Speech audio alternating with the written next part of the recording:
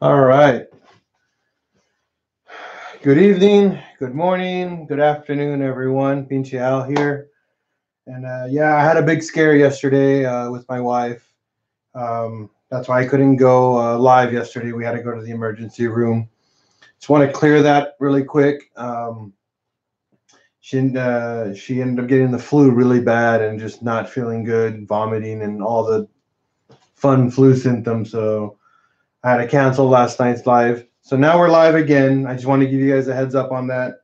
I don't want to keep going on that, but thank you for all your kind words earlier. I appreciate it. But everything's good. Now she's just resting and just relaxing right now. So we're back to what we're doing. So if you remember the previous stream that we were on, um, we were doing the cams, the cam chain tensioner. We did the rear main seal. So all that's done. We haven't done the valve cover gasket because we're not there yet. So the next step is actually to finish the timing setup on here. So I'm going to lower you guys down so you guys can get there and see what we're doing. Get a nice close view of everything that's going on. And if you guys are just tuning in, welcome, welcome. Sorry for the jerkiness. Let me just get the camera all set up so you guys can enjoy this. There we go.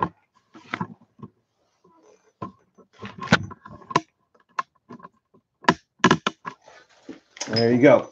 So what you're seeing here, move you guys a little bit further back.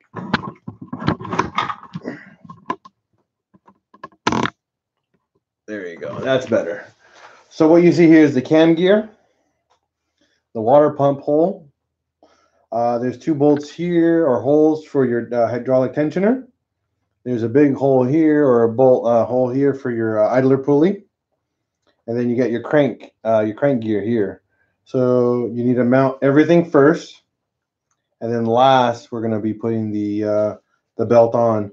And we're going to, before the belt goes on 100%, we want to double check that we're still fully timed top and bottom. Meaning we're still on TDC on the crank, on the block, and TDC on the head. So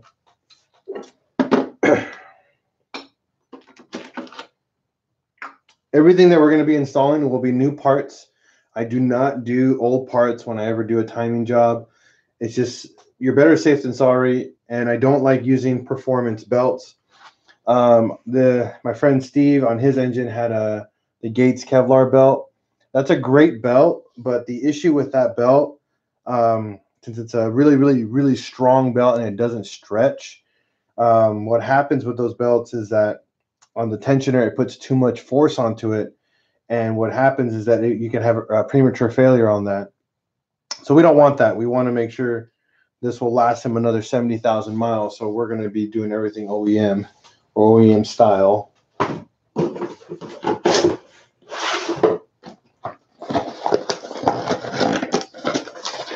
So the first part will be the idler pulley.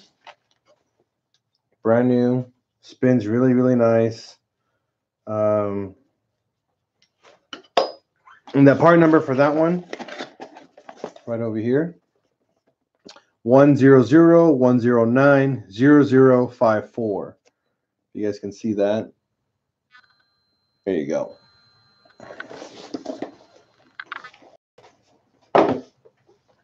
Now this pulley does come with a brand new washer, so we don't need to worry about the washer.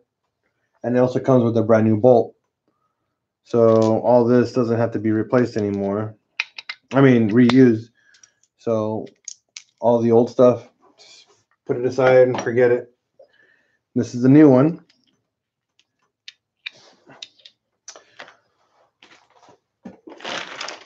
You guys can get a better view there. So there's this one bolt hole right here for this part. This guy just goes in. Everything that you install on here has to go in by hand, guys. Never tighten these things any harder than by hand until everything's actually set in place. You'll notice the little hanger here has to be set this way, just like that. Okay. what's going to happen is that the right here, the head will be blocking it. Don't worry about that. That's no big concern. So the next step is your tensioners next.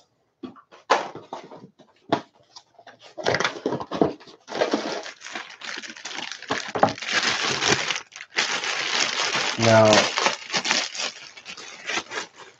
your tensioner will have a pin on it right here, kind of like a grenade. Now this pin, you do not pull out until you're for sure you're set on timing. And reason for it, it's you can mess things up, and it's hard to push that part back in if you're not timed 100%. This little pin here, or hydraulic pressure, is about, you have to push it all the way back down is about 200 pounds of force. So you'll have problems trying to get that on if you pull the pin too early. So just a heads up on that. So you'll have two mounting holes for this one, here and here for this guy.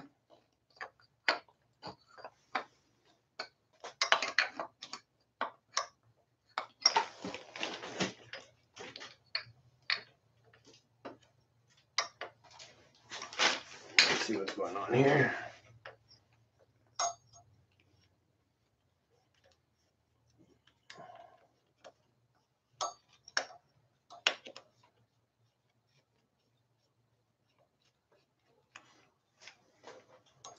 What's going on, Dub Invasion? Oh, washer fell. I'm going to mount this one first.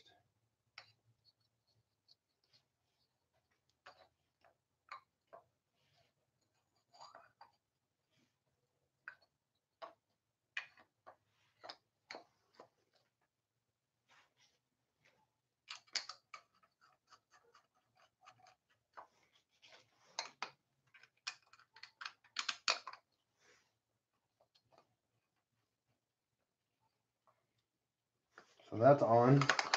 Don't worry about putting it on 100% tight, like I told you guys earlier. This is just for mounting purposes.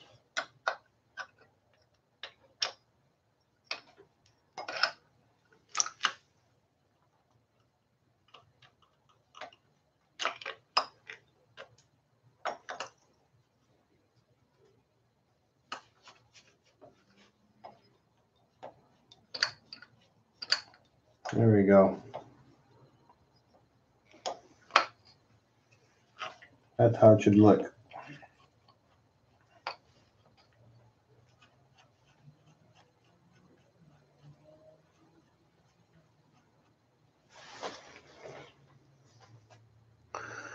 Mac, sorry, man.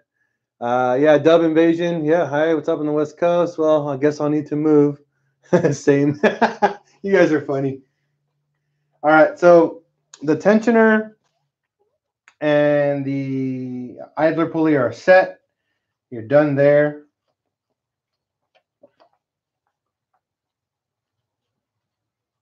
Now the next thing is your water pump. Oh, before I forget, here's the part number for the tensioner. Right here. This is from Euro Parts. And your part number is, where is it? See, there's two different ones. I'll give you the second one. It's URO-000199. You guys can see that. See if that focuses. Come on, focus. Oh man, the camera's not focusing, but it's on there. Sorry.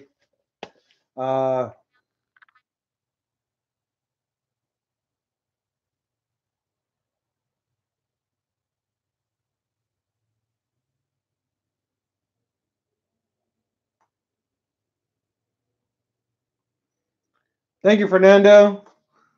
Thank you. Modi, what's up? So tensioner and pulley are on. Next thing is your water pump.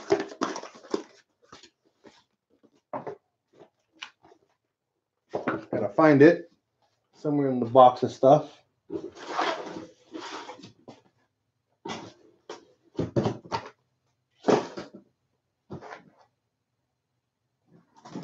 Give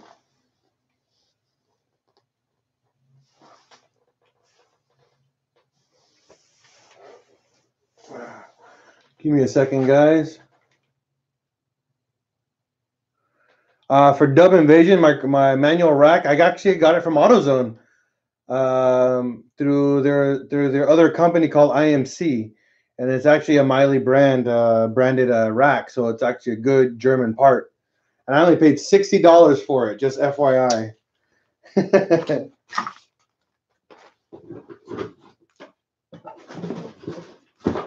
the hell's the water pump?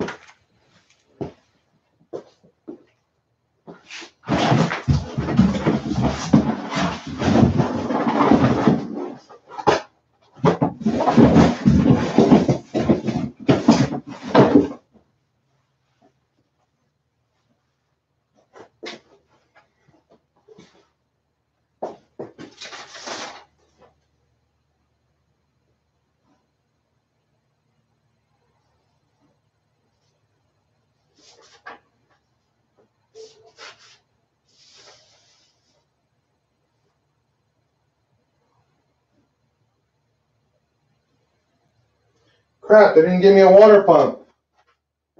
All right, so for the DIY, I don't have my water pump. We're going to reuse the old one just for the sake of learning. I'm not going to keep it on the car.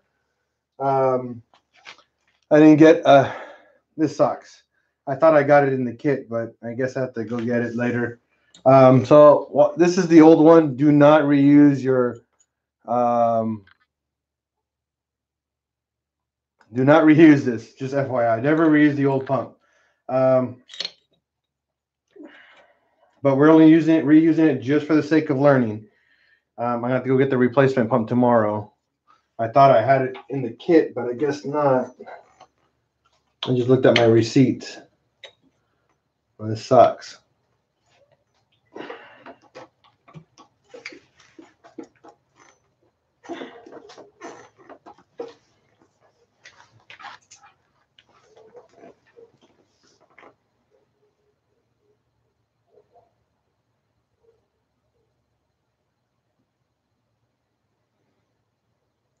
I always use metal water pumps. I don't like the plastic ones.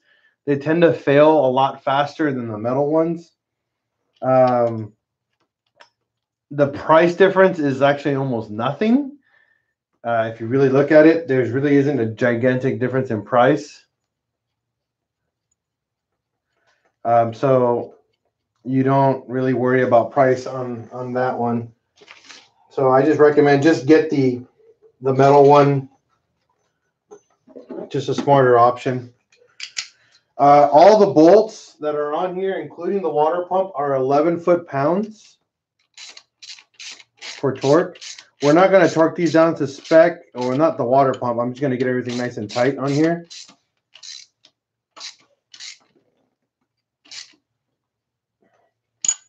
Because I can't keep this water pump in here. No, I've never had a TDI. I wish I did, because I really want to build one. It is in the works. I've actually considered doing one of them. I want to do like a big turbo setup on a TDI and just have fun with it and roll some coal.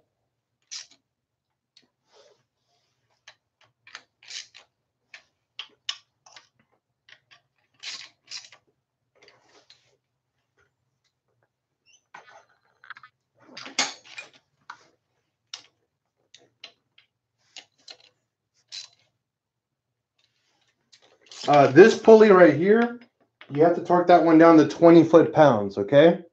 This is 20. All the little tiny 10-millimeter bolts are 11. That's it.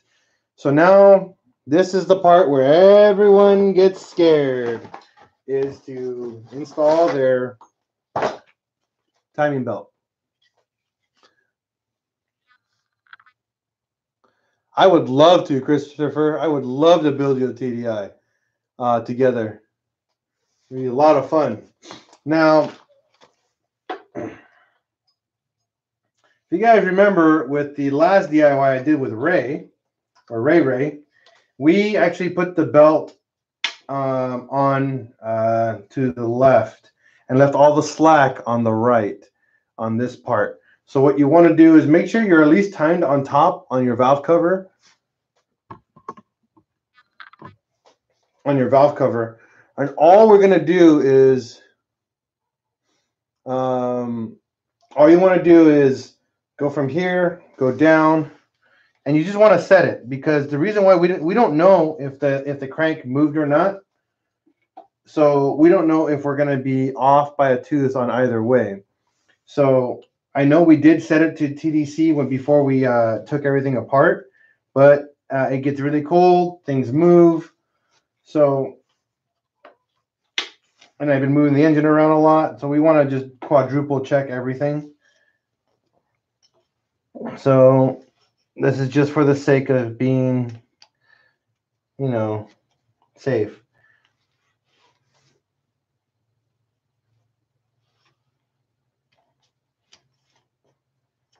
So what's going to happen, we're off by just a little tooth here. So I'm going to crank the head to the left. Just a tid, like not even a smidge, just a smidge. Just to get that belt on there.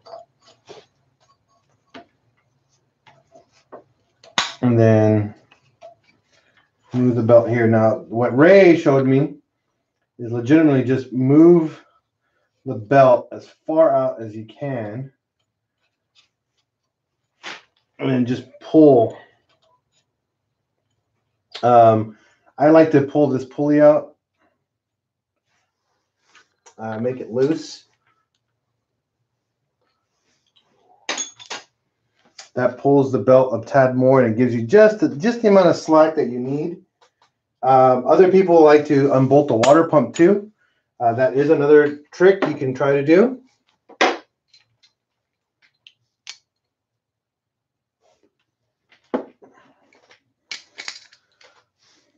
So, and we're going to confirm everything's set to TDC once the belt is on.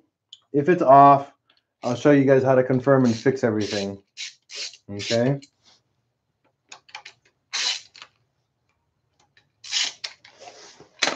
Because sometimes if you put it on and you're off by, let's just say, a tooth or two, then you have the timing marks to fix everything.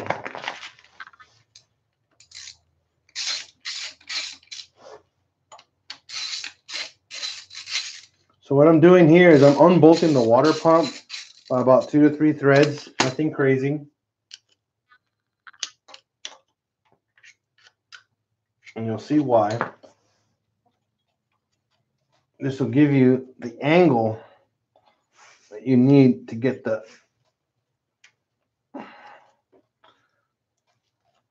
belt on.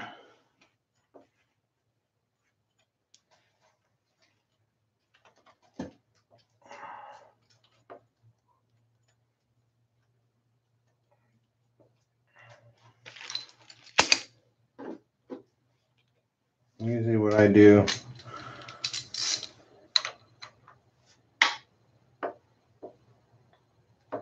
make sure all the slack is gone off this side of the engine, and all the slack is on this side.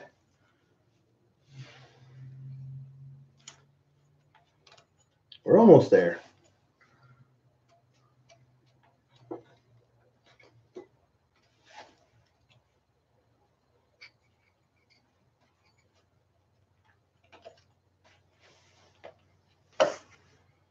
It's a little bit of a pain. We'll get it.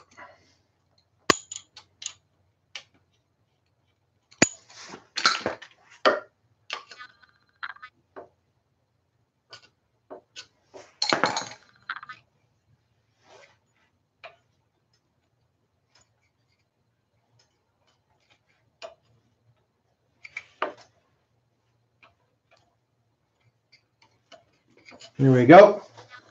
So now the belt's on. So what you're going to do is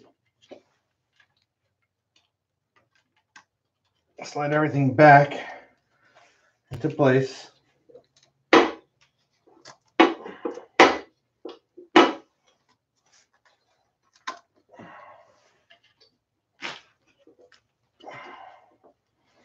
So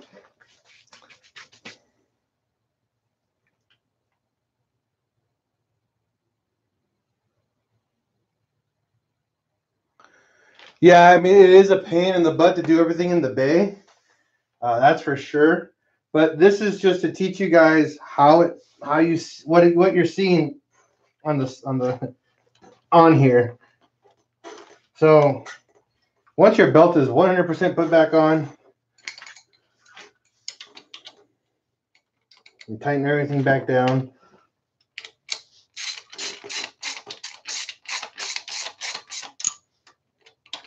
Now remember, I'm not torquing this down yet.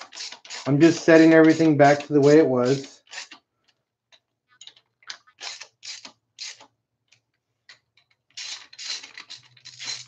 Now we need to confirm that everything's actually the way it's supposed to be. Now we have our timing marks up here, but you have a timing mark down below. You don't have it on your pulley here. Now a lot of people forget to actually time everything. A lot of people forget to do their timing marks here, and that way it's all just it sucks. So if you forget to do that, don't worry. Get your timing cover, your lower timing cover, this guy. And I'm going to give you a close-up of that. There's a timing mark right there. It's a little notch already marked there. Not here, but right to there. It's hard to see, but you guys can see that. That's your timing mark on your timing cover. So we're going to mount this.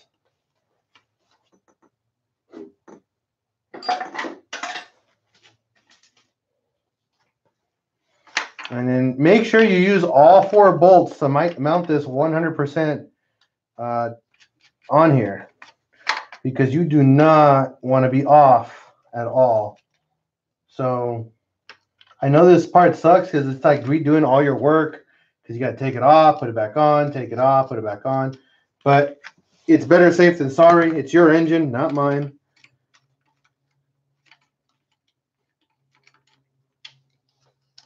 And you just want this tight. You don't need to torque this down, not until the end. So we got our first timing mark on.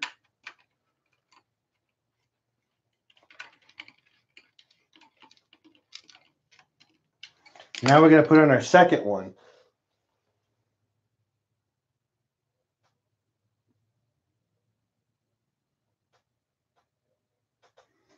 So your next timing mark is on your harmonic balancer. Right here. This is also called a fluid dampener. And it's on the back side. Right there. You see that? That's the timing mark. This only goes on one way. You can put it on and have fun trying to get it all lined up, but it only goes in one way. So find your one way and get it going. I remember we stripped one, so we're not going to be reusing that bolt until I find my other one to replace it.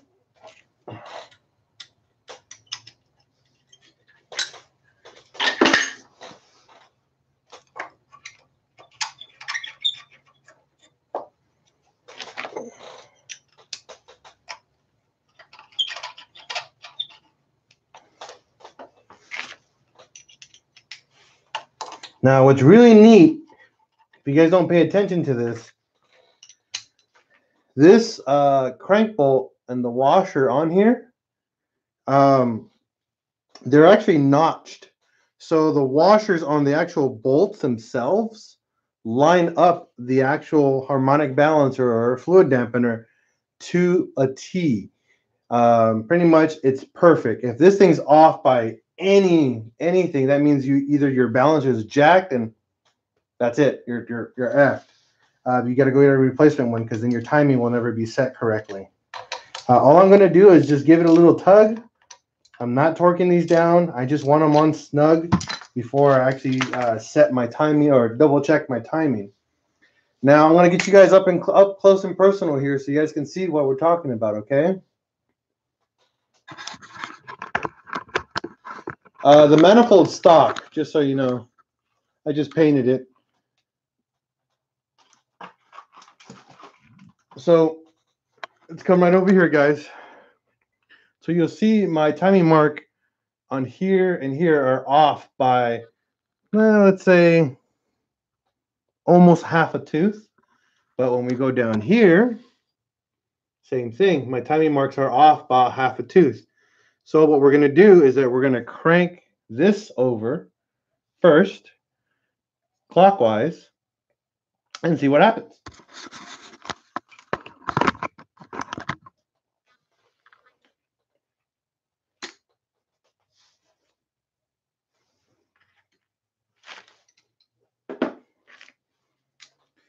Now, we haven't pulled the pin yet on the actual tensioner. And the reason for this is because we don't know if we're 100% timed. This is what we're doing now. We're actually going to double check and confirm our timing.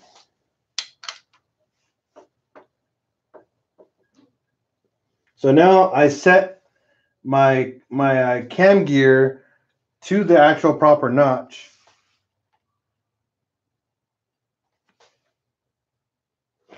Let's see here.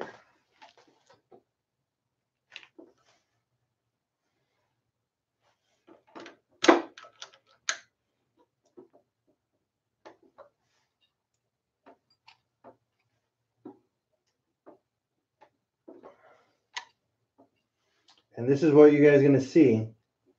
What I mean that there is room for adjustment, because if you remember on the first video, when your crank gear is set to TDC and your cam gear, your crank has about 1 millimeter of play left and right, where the actual piston has no movement. It's just there and it's just play.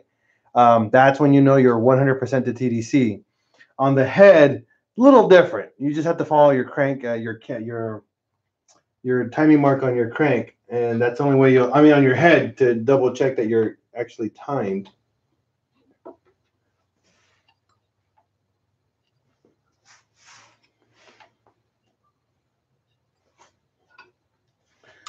Come on.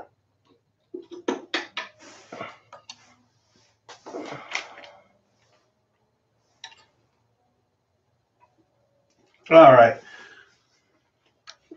Now, so you guys can see that we're timed.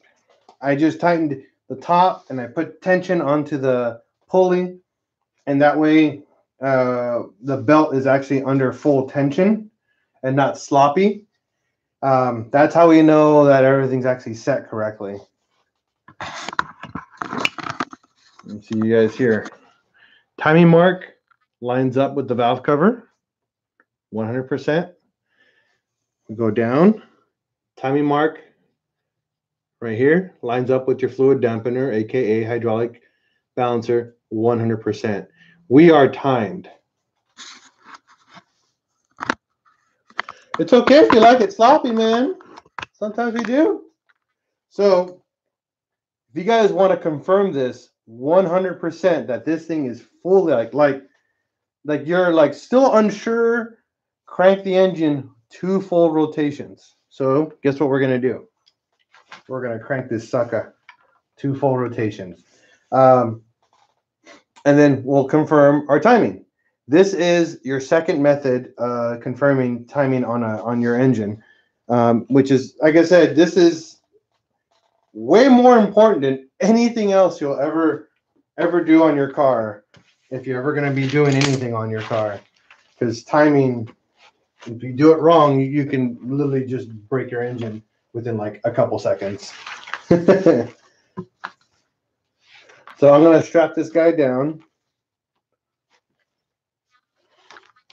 so it doesn't fall over when I'm cranking it. I'm glad I got timing set on pretty much on one try. So that's, I love it, because my last one I did, it did not take me one try. It took me like 2 tries, and then I got it set. I'm glad you guys were able to see that with me.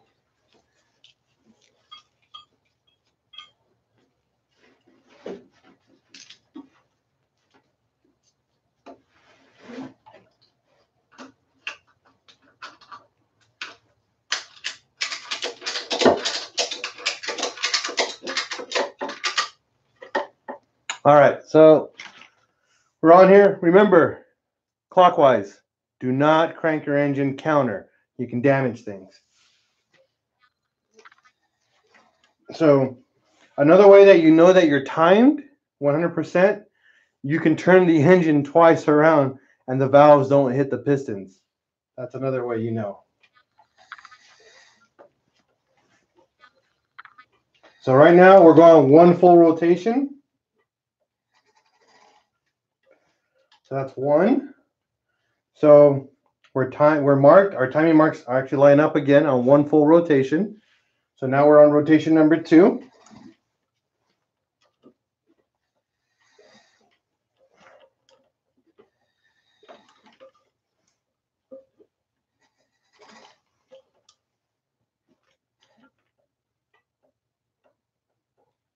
And come on, head. We're timed. Voila. All timing marks line up again. And you saw that the engine did 2 full rotations and it did not get stuck. So that alone already confirms that we are set and we're happy with our timing job.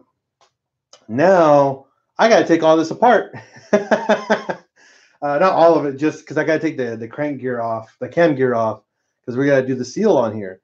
So I know that we're timed. I can care less if I take it apart, because I can do it again. So let's see here. I gotta,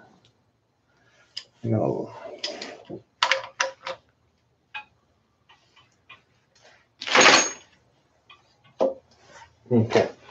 So what we got to do here is I got to take the actual crank gear, cam gear off. So what we got to do is right here. It sucks that I got to take it off, but it is what it is. But I got to make sure I'm set to time after I take this gear off. And the reason why we have to do this is because we're doing the seals. For Fernando, yeah, pretty much. If it gets stuck on your 2 rotations, on your first rotation, it should get stuck, honestly, because that means the valves are already, but on the, it might depends. Depends on which side is actually not done correctly. If the cam on this side or this side was not done correctly. If they were done to a T, or one was off by a tooth, yes, it wasn't timed correctly. If you did the cams first, then that's when I have to start the job, disassemble everything, go back to the cams and see if those are timed on the head first before you even worry about timing, because that's what you did. If you didn't do the cam chain tensioner, then it would be just a timing here. You'd be off by a tooth. But if you watch how we did it before, we actually went, all the belt is on this side, no slack on the left side of the engine, all the slack we did it on the right side. That way everything was done correctly. But yes, Fernando, if you get stuck within one of the 2 rotations, your timing is incorrect.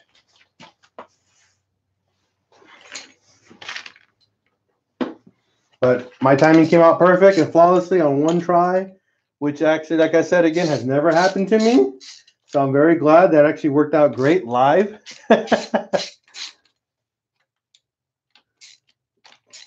And I'm glad because that means this engine is going to be great once it's actually done. So we're going to do the cam seals now. So you guys can see how to do that.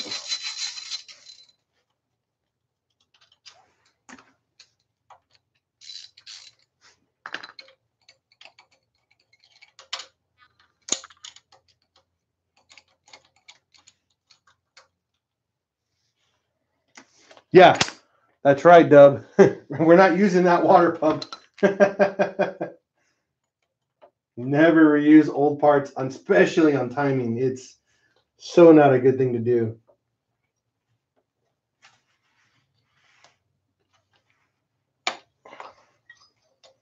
So, oh no, timing's off. Oh, don't worry about it.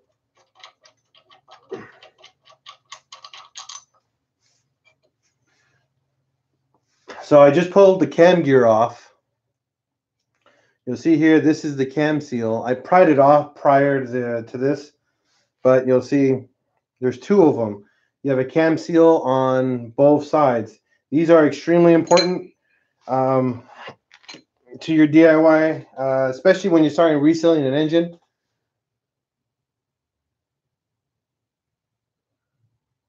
Very nice, Dub.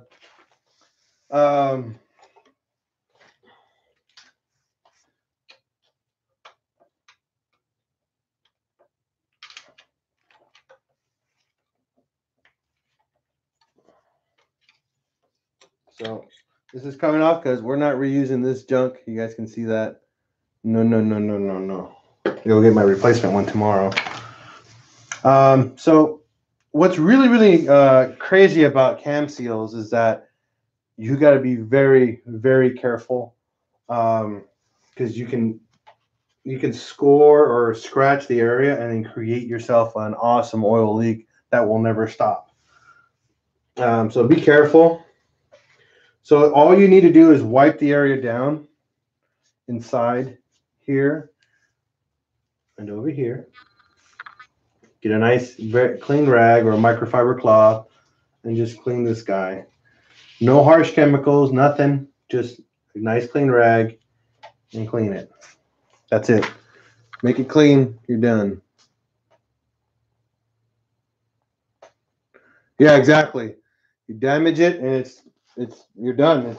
And you'd be surprised like how people take these things out and it'll be fine.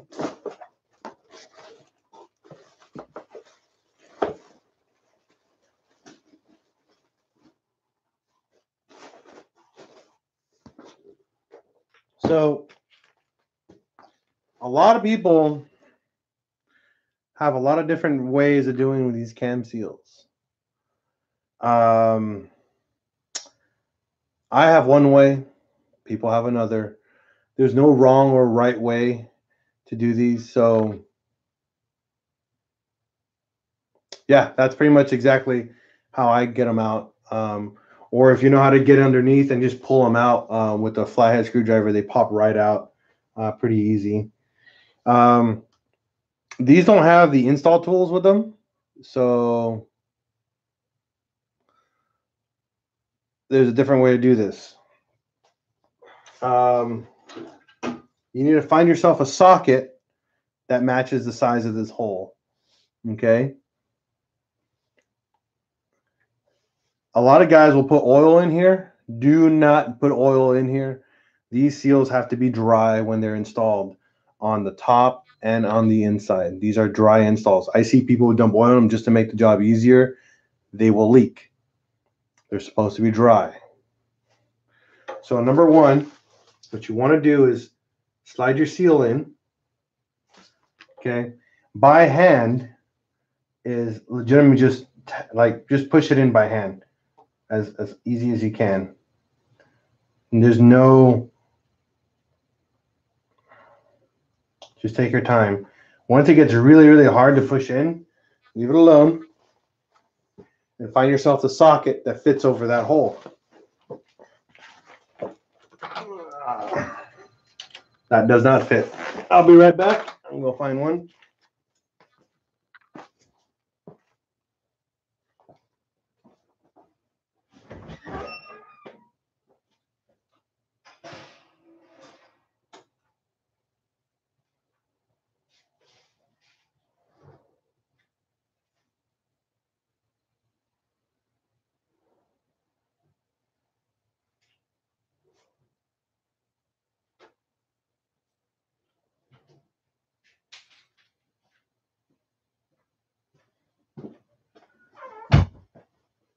All right, so we got our socket.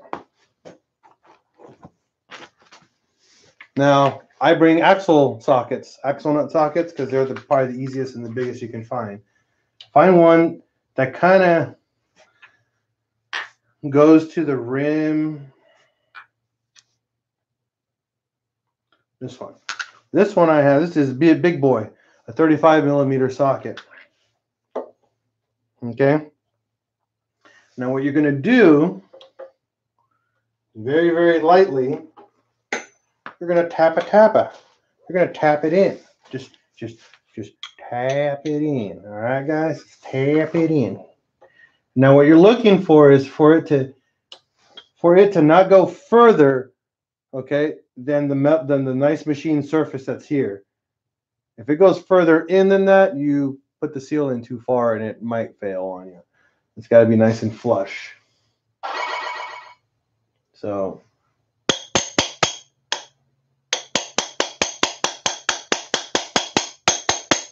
that's why we use the socket method. So it goes in and it stops because the socket pretty much stops everything. There's other ways of people doing it, but this is the way I like to do it. And it's proven because my head, yep, likes to ride it dry, raw hide.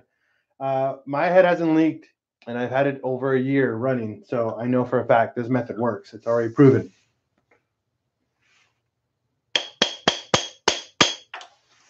All right, so now feel for it, and there's still a lip.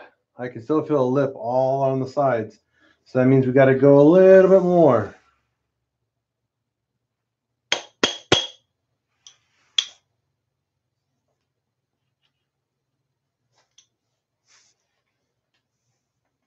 And we're probably there. There we go. No lip. We're good. Done. Cam seal number 1, fully installed. Cam seal number 2, same method. Get this guy on here. This is going to be a little bit tighter fit because this is to have like a, on this side, the cam part is tapered. Here it's 100% flat.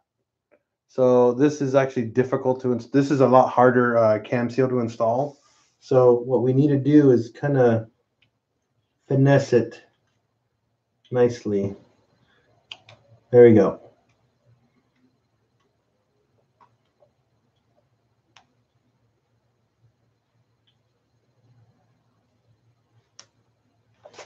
So we're done with that.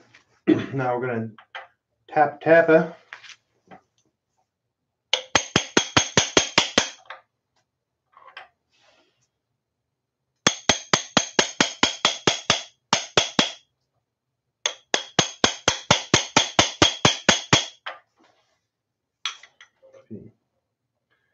Try to push it in by hand if you can. It likes to go in sideways a little bit. Try to push it in by hand. Fernando Rango, I actually got all my parts through AutoZone, but not through their standard DIY. I went through their commercial side because all their parts you can go through IMC. It's their commercial side for all like the dealers and all that. That side gets you European, German parts. You don't get the cheap Chinese parts from AutoZone. You get actual legit parts through them. Highly recommend it. Make yourself a commercial account with them. You'll never regret it. All the parts you get are legit. I don't buy cheap Chinese parts. Everything I get is it's quality, and you get it at much cheaper than online and with free shipping. So you can't beat that.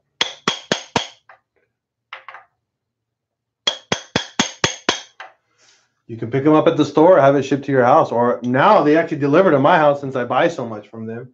They actually bring them all to my door. Freaking awesome.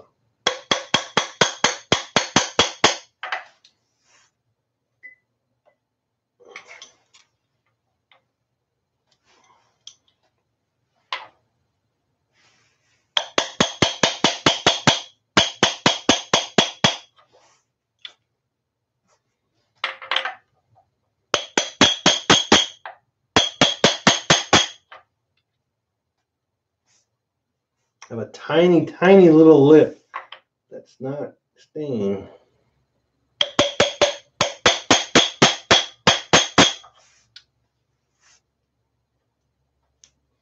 It's right here.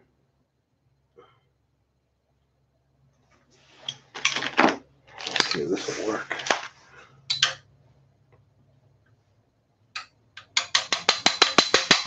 There we go.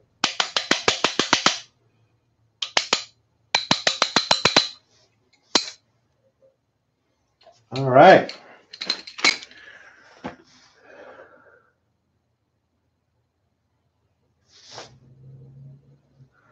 For dub invasion, yeah, if you want it delivered same day when the parts are received, you need a commercial account.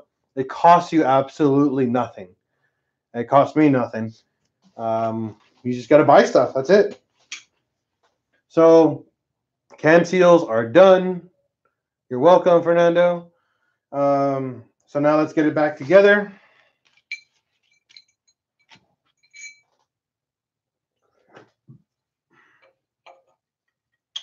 Now the cam gear here only goes in one way. It has a key guide. You see that right there? It says a key guide. So this cannot go in incorrectly. Only way this can go in incorrectly if you put it in backwards. That's pretty much it. But it only goes in one way.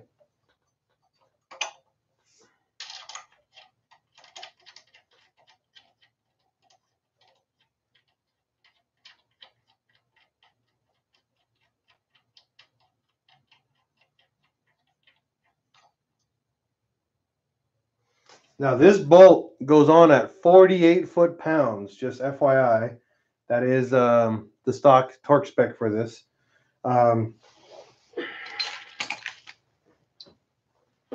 So I'm going to tighten that down once everything's back and timed again. But I'm not going to worry about that tonight because we just do that. We need to put a real water pump in here. So I'm not putting that back together. So the last part of tonight's DIY is installing your turbo or your stock turbo for your 1.8T. The manifold's already installed on this, so I'm not going to remove the manifold on this car, this engine, just because it's factory installed. So that way, all the tensions are done. So for dub invasion,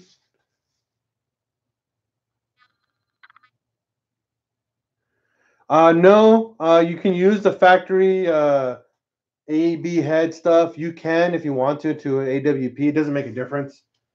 They're almost identical in parts. For IMC, all I know for dub invasion, I've never seen. I've never been able to order anything besides going in through AutoZone. So I don't know if you want the discounts on your parts, get a commercial account. You're gonna pay retail if you don't. Just so you guys know. That's how I got most of my stuff for almost half off with a commercial account.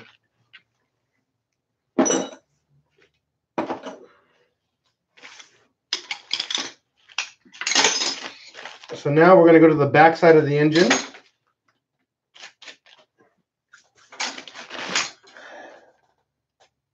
If you're a Honda guy, it'll be the front side of the engine. But for us VW guys, we do everything backwards. So now here's the turbo or the manifold. Now the reason why we have to install the turbo next, because that is actually all in the way of everything else. So because the oil lines, the coolant lines are all on the back, and you want to install all that before you go anywhere else, pretty much. So we had to get a KO3. No, that's not a KO3.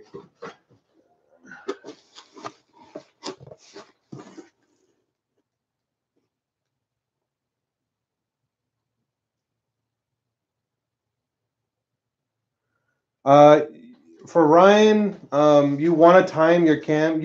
You can take the cam gear off and then you can time it still. It doesn't really matter because the timing is inside the head. So if you saw the previous video, the live stream that we had, the timing is actually inside the head for the cam. So if you watch my previous video, it'll explain to you how to do all that.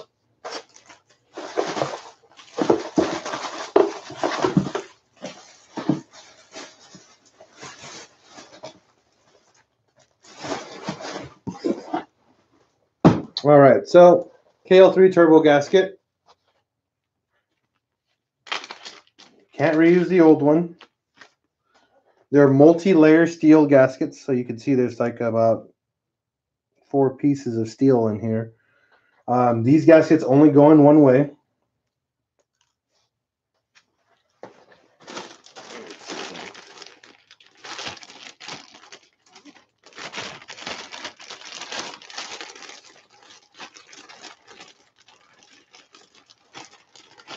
Now, I left the lines untouched. We recommended exhaust manifold. Honestly, it depends on your head. If you're gonna use the AB head, I'd probably go full tubular. So you're probably gonna spend a decent like $1,000 for a manifold. If you don't mind the slightly slower spool, then get a log style manifold from SPA Turbo. They're awesome manifolds. That's what I use, and it works great. It's just that your spools will be a little bit slower because you won't have as much pressure build up to make more power. So that's the only downside of that, just FYI.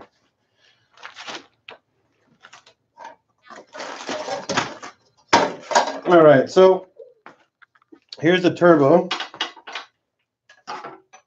You guys can see this 100% stock turbo. So I left all the lines intact because if you break them loose, you're gonna have to tighten them all down and line them all back up. It's a pain in the rear, so don't do that. We got to go get new crush washers for each line that got removed. So this saves you about $1 to $2. I know it's kind of like dumb to say, but you'd be surprised what $1, $2 can help you when you're actually in need of like a couple bucks when you're doing something like this. Now this gasket only goes in one way, so you gotta line it up first.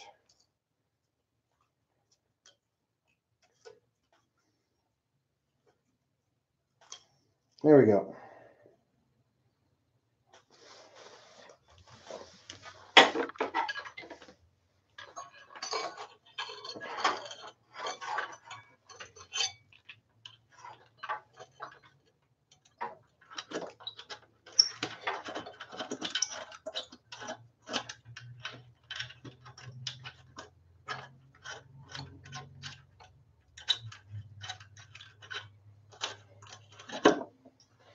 So your bolts are on almost all the way.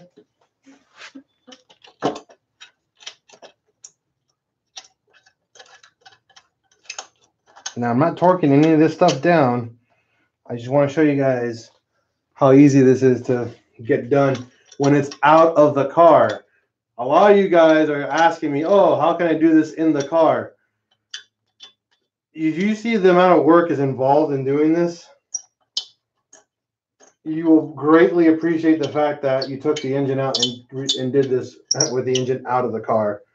It is such a hassle to swap a turbo when it's outside of the car.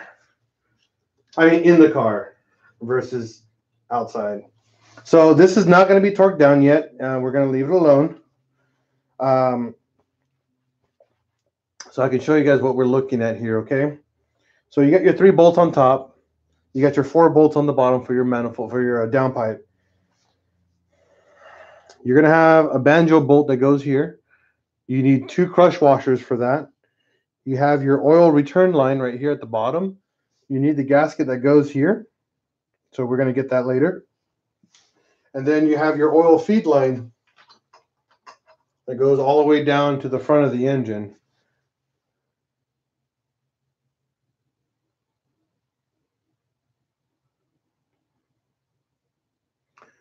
Dub Invasion, fabulous, is amazing. Go with them. Make sure you tell them that I sent you, because those guys are awesome. And I'm actually doing a full fabulous set as well from them for my Mark II and the Corrado. So that's it. Bolt everything on, put your gaskets. That's nothing crazy. But you'll notice and you'll see how easy it was for me to actually install this. This did no work. This is no work at all. and that cleans up pretty much that side of the car. You have all your bolts, of course, for all that. I have like 2 banjo bolts that are going to be going in there. That's for later.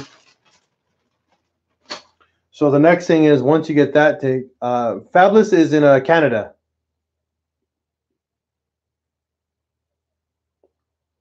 For Fernando, yes, you will get a check engine light if you go straight pipe. Tune your stuff. Hit up Trent Smith from Boost Dynamic Tuning. He can tune all that for you and make sure your car runs great with their tunes, especially if you're going to go straight pipe. All right, so we're done with that. We're going to work our way to the actual VW's front of the engine.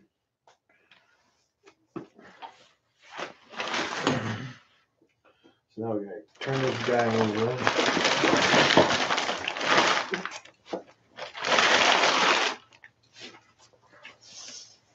So the next job here that we have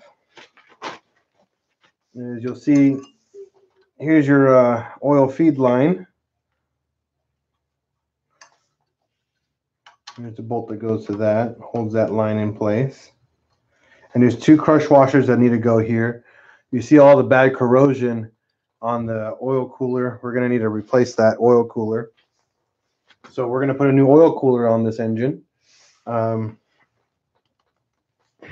going to take this oil filter. Now, for you guys who run your cars a little harder than normal, get an oil filter from a 2003, 2004 Passat. They are the 1-quart filters. They are awesome. They give you an extra quart of oil, and they do a better job in filtering your oil, and they do a better job for making your oil last longer. And I love them. And they're from Manfilter. They're good stuff. Good stuff.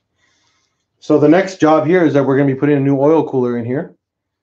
I don't know how much oil is inside of this thing. It's been sitting for, like I said, for a while. So to be safe, we're going to put a rag right here to catch as much oil as we can.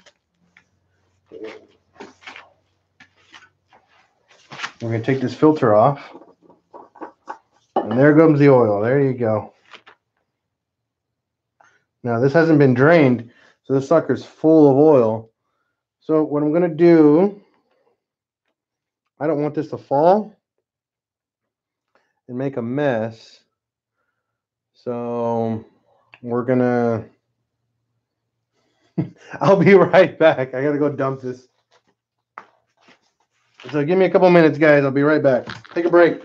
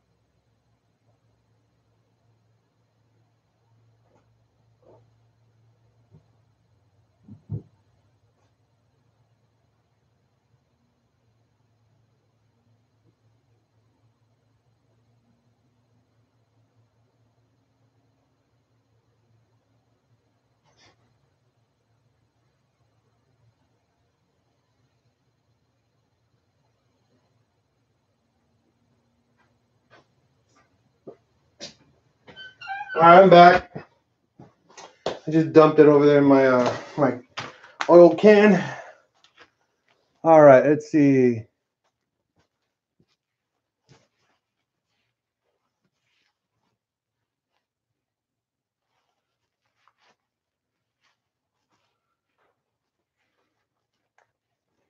All right.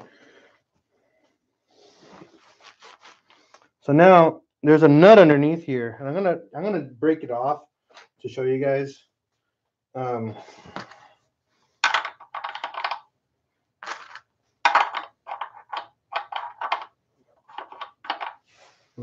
it's a little wrong size. Just gonna find the size for it really quick. Give me a second here. I think it's a 24.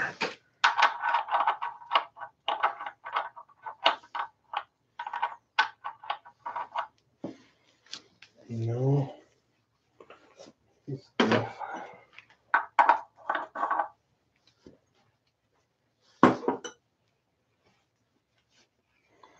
I'll go find the nut for this, the socket for this.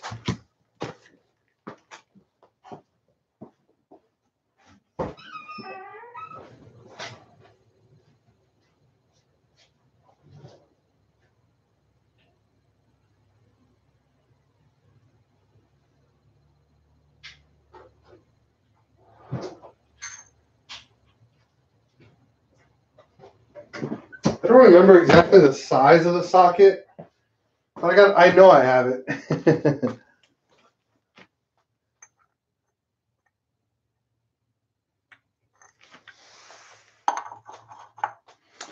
For Dub Invasion, I'm doing full OBD2.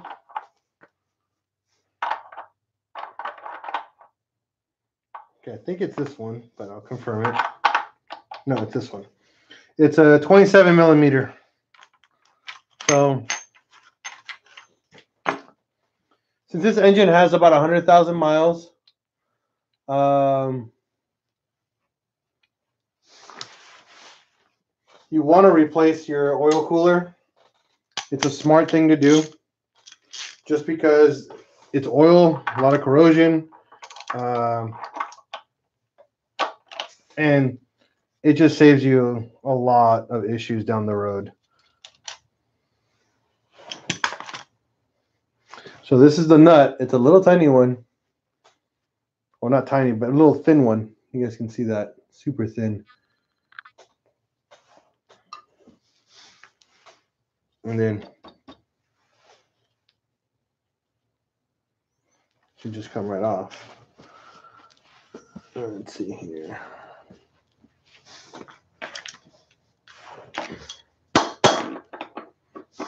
There you go. So this is your oil cooler. And you'll see here all that corrosion.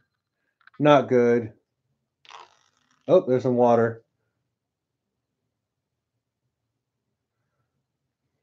So you want to make sure you get all that replaced. Be right back. Here we go. So new cooler. And this only goes in one way. So make sure you install it correctly. This is by Nissens. This is actually an OEM supplier for a lot of companies. This company supplies pretty much almost all manufacturers around the world for automotive parts. So very good. Not a Chinese part. This is actually a German part. So you know you're buying a quality part. So what you're going to do, you want to clean out the area here as best you can. And you're going to slide this sucker back in.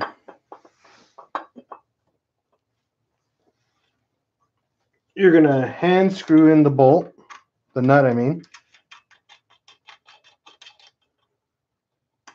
all by hand.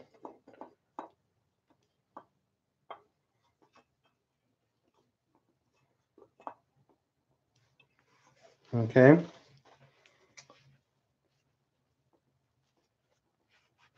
So now we're going to torque this sucker down to spec. Now for the oil cooler, it's 18 foot-pounds.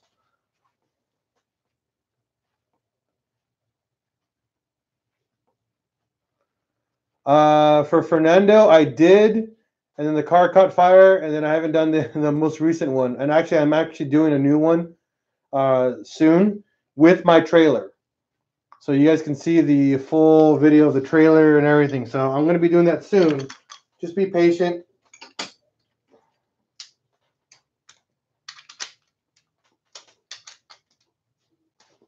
So now we're going to torque this sucker to 18 foot-pounds.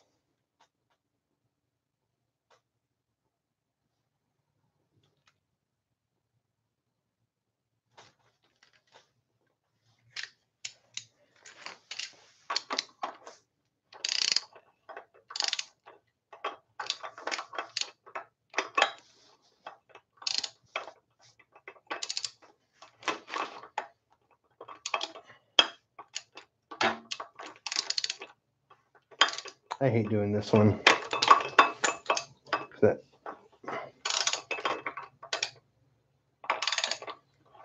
nut so so slim, it's hard to get it on there nicely.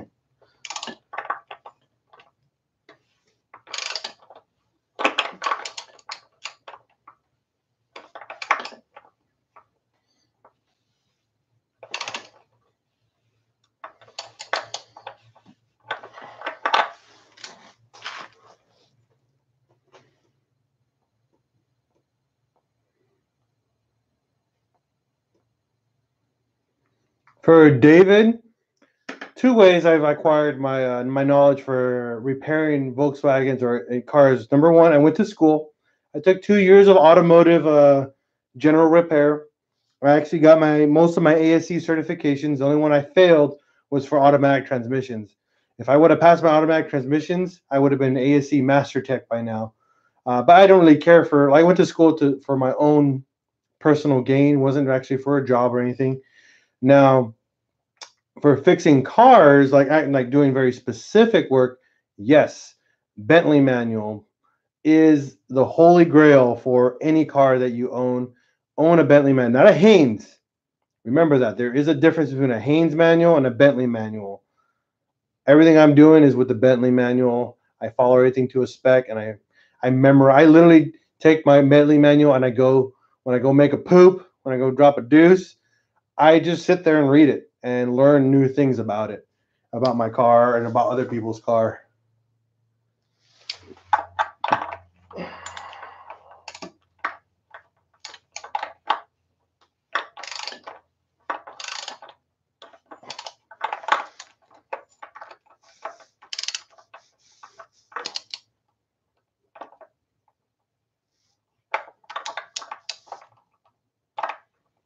Come on. Oh, I hate doing this one so much. It's such a weird angle.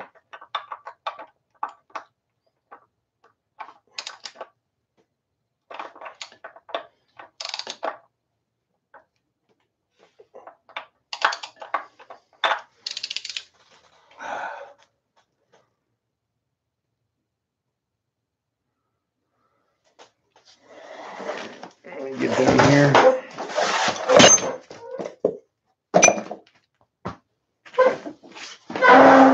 All right, going on the ground now. Let's see if I can get this thing to go on correctly.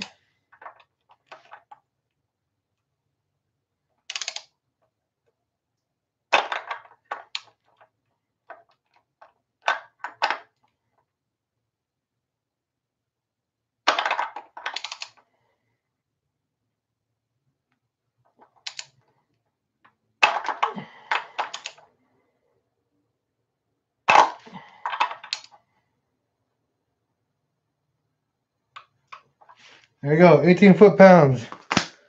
Dunzo. So that's torque to spec. Leave it alone. You're done with that. Let's see what's next. What's next? I guess we can do the front of this while we wait for. I finished everything I wanted to do tonight.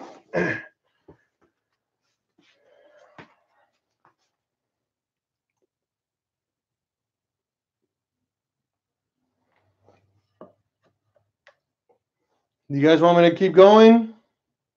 Only been on for an hour.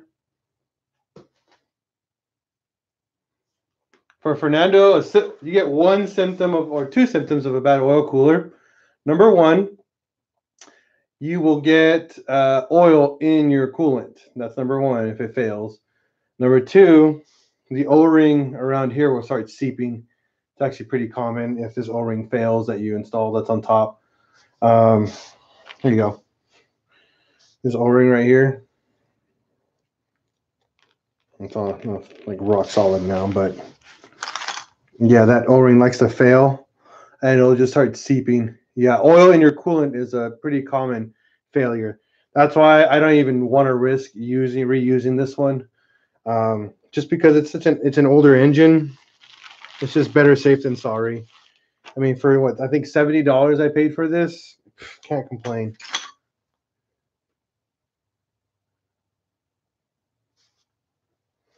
So that's done. Let's see, what am I doing? Okay, so let's do actually the front accessories. So your power steering, alternator, and AC pump are next. And I call those the accessories. So we turn the engine a little bit more.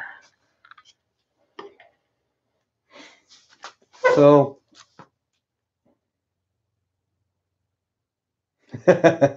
all right, Dub. So I'm going to remove the thermostat and the thermostat housing because we got to replace this as well.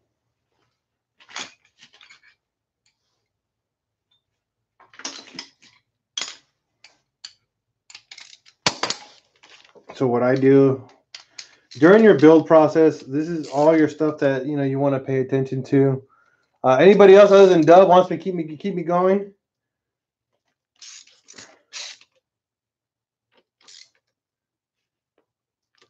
A lot of people already left. Had like 20 plus people watching, and then a bunch of people just left. Interesting. Oh well.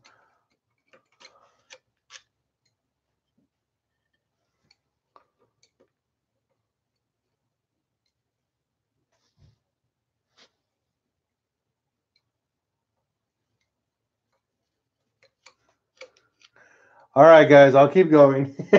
Keep asking questions. Keep me entertained. So I just pulled the thermostat. There's two 10mm bolts for it. There you go. And an O-ring. That's junk. Never reuse it.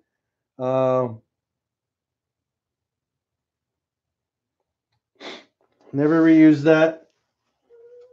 Same with your housing. A lot of people like going to metal housings. I don't know how I feel about it yet. I mean, they might prove beneficial. I don't know yet.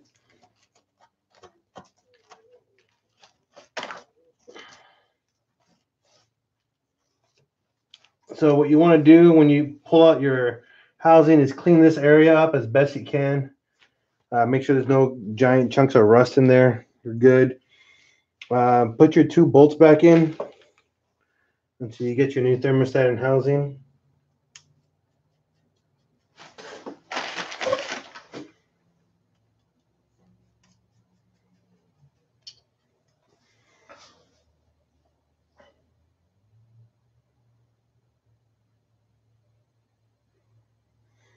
So next is the accessory bracket. It's the big one that goes all the way up and down here.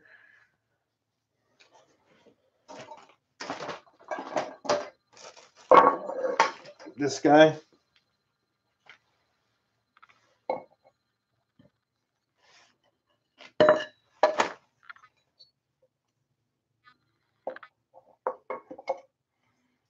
Just like that.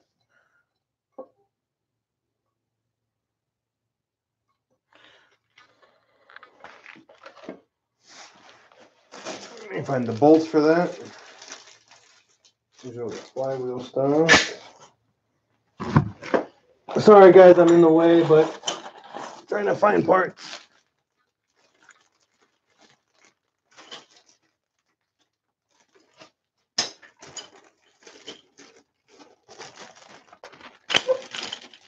All right.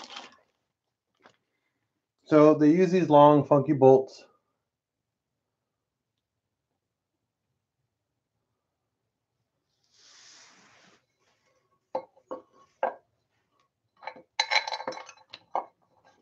And you want to do just hang it. That way you don't have to hold on to it.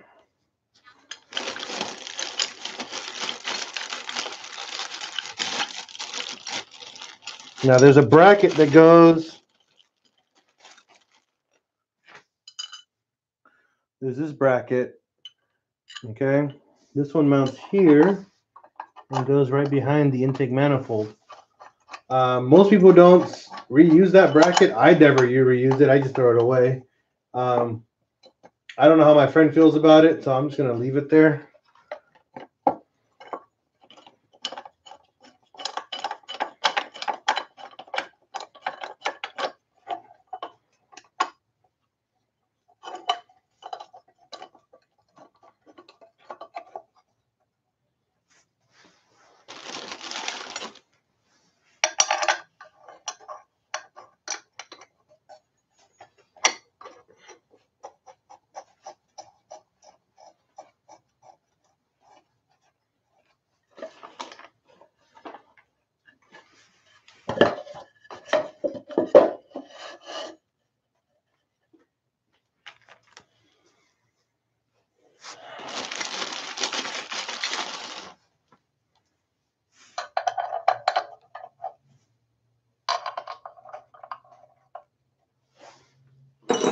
Get your Allen wrench and then start putting everything down good and tight. These have a torque spec. I just make them hard. I just put them on good and tight. They never have give me a problem.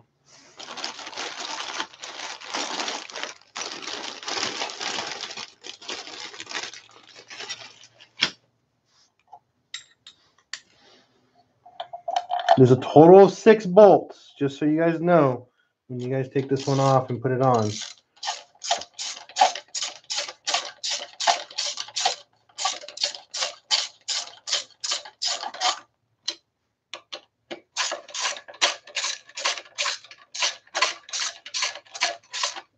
The next thing is the hard pipe, or AKA the 1.8T crack pipe. Is the next one that has to go back on.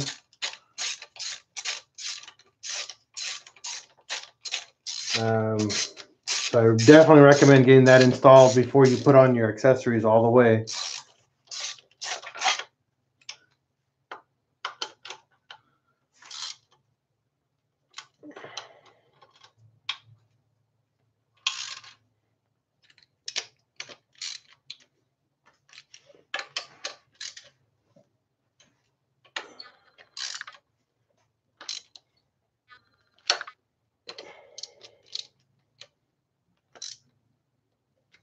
All right, so those are nice and tight.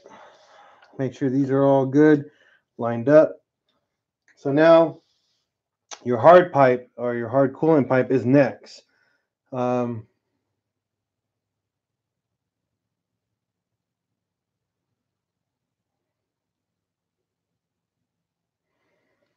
Very cool, Dub. Hit me up on Facebook, man. I definitely would like to see what you got, because I always shop for parts. I actually need leather Mark IV GTI rear seats. If you know anybody, very appreciate it. And I also need cloth Recaro Mark II seats. Doesn't matter what the condition. I just need to find Recaro Mark II seats. That's it. If you know anybody, I shop around a lot, but right now a lot of people are holding on to their stuff really nice and tight. So hard to find stuff cheap right now. So now we're going to turn the engine around again. We're going to go a little bit to an angle. That way you guys can see where this hard line mounts up. I got to find it. I'm not putting on the alternator and all that stuff yet until this hard line is in, like I was saying before. Here it is.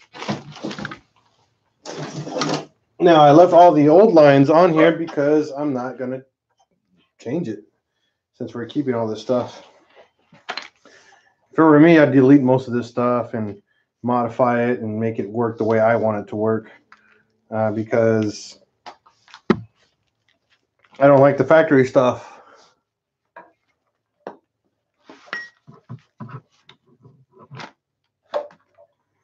So there's an O-ring at the end of this hard pipe right here.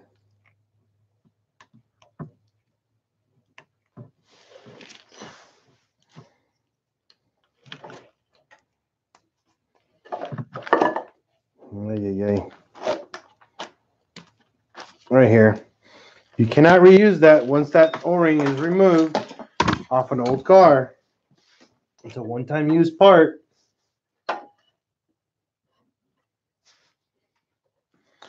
comes off. So I ordered that O-ring with all my other stuff. I'll give you that part number.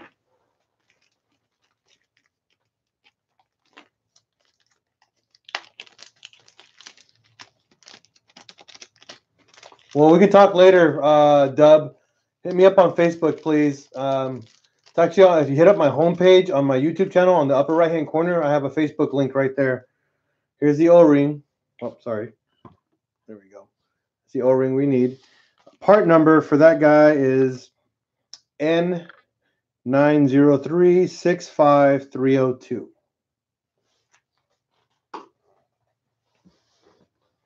So that hard pipe that we've been working on here, clean this as best you guys can. I mean, like really, really good, because it's going back into the car and you don't want to leak.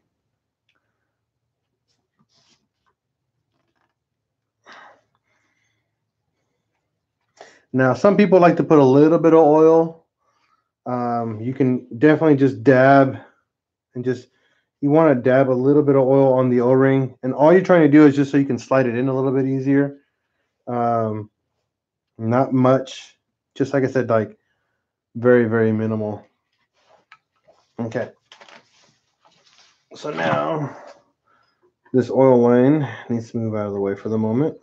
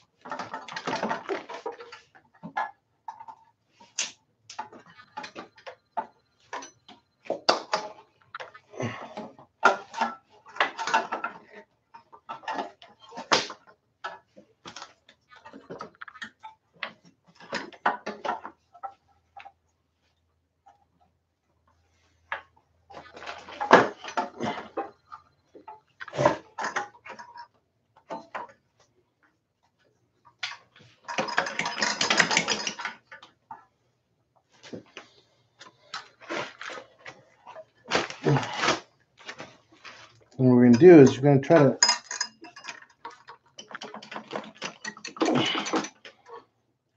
this O-ring makes life really hard.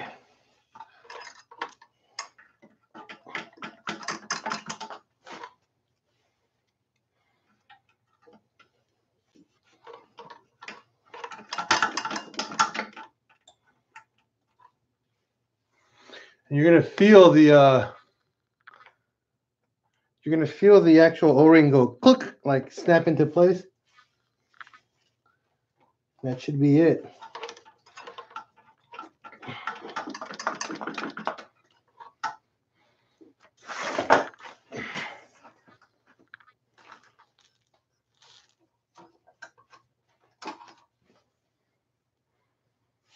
There you go.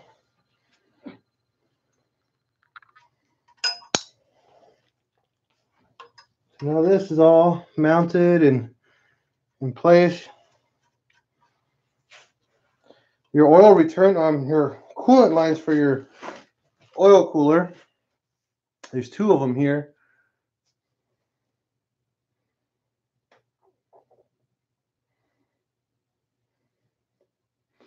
There's two, and they fall into place. So there's really no wrong way to install these, but that one goes there, and this one goes here. I don't put them in tight. I don't put them on all the way until I have everything else set correctly, because you don't want to mess things up, obviously. Whew. All right, so that's done.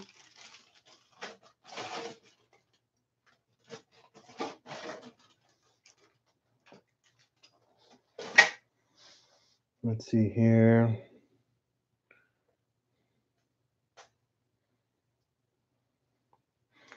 So your next part is obviously the bracket bolts over here. You need a couple of brackets in there, but that's not a big deal. We'll get to that one when we actually get to that point. The next one is your 1 water part, your coolant flange that goes right here, and your combi valve. Since this car is staying stock, so we got to make sure everything pretty much matches factory. So we're going to be doing the coolant flange and then the combi valve. You need to install the combi valve first before you install the coolant flange, because if not, your lines are all going to get in the way. So just give you guys a heads up on that. Let's see here. Where is the combi valve? Actually, before you do that, install your intake, your turbo C inlet pipe. That thingy.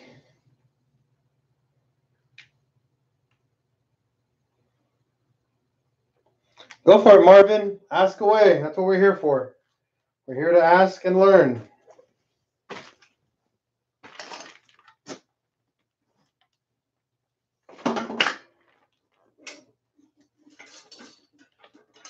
All right, so here's the inlet pipe, the combi valve, and combi valve drag. Oh man, this thing's gonna be interesting to install. We gotta do everything as one piece.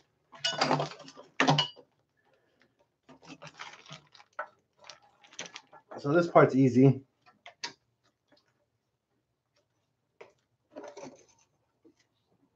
That's it right there.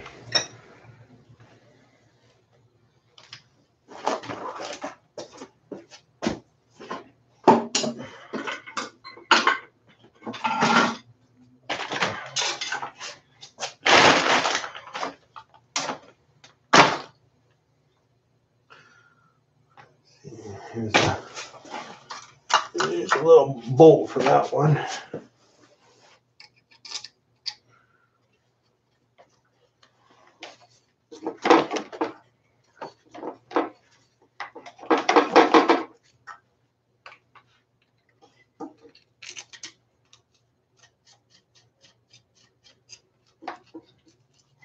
Tighten everything down once everything's set and where it's supposed to go. Coming back over, watch out. Let's see. Marvin, ask the question. We're waiting for you.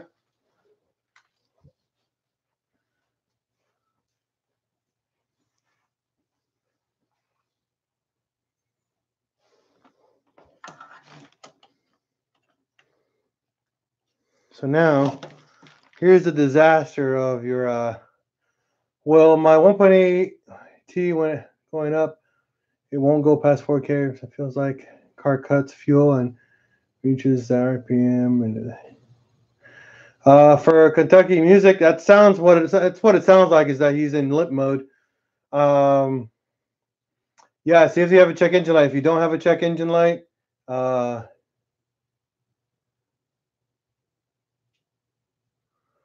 you're gonna need a VAGCOM to check for codes, because you might have a pending faults instead of like actual check engine light. So you need to check that, probably because the cell or the fault hasn't happened enough to give you an actual check engine light. So you need to check that. Give me guys a minute. I have to go use the restroom. So talk amongst each other, try to help each other out. I'll be right back.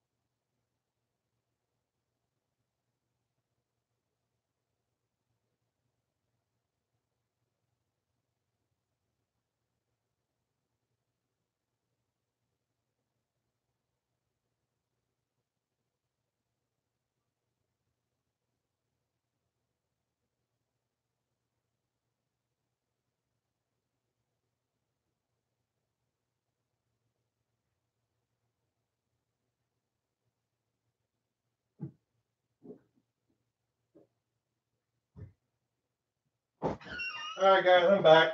Sorry about that. You know, I went to go pee and then voila, you have to go poop.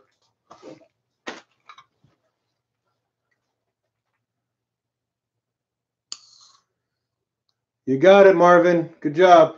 But when you change your oil, when you change the oil, do a flush. If you actually go into AutoZone or auto parts store, pick up a little quart of Dexmerk automatic, not Dexmerk, yeah, Dexmerk automatic transmission fluid. Drain a quart of your old oil out, add a quart of the transmission fluid, and run it for about 10 minutes hot. And then park your car, jack it up, and then drain everything, and then see how much junk comes out of your engine.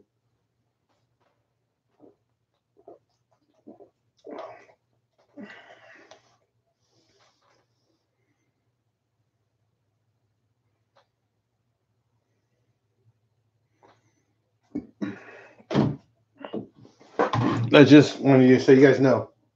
Okay, so we got the intake pipe done. Now I got to mount the combi valve here. The gasket was still attached to it. Never reuse old gaskets. Bad thing. Just toss them and forget them. You'd be surprised how many people like to reuse their old stuff, man. And they wonder why everything starts leaking.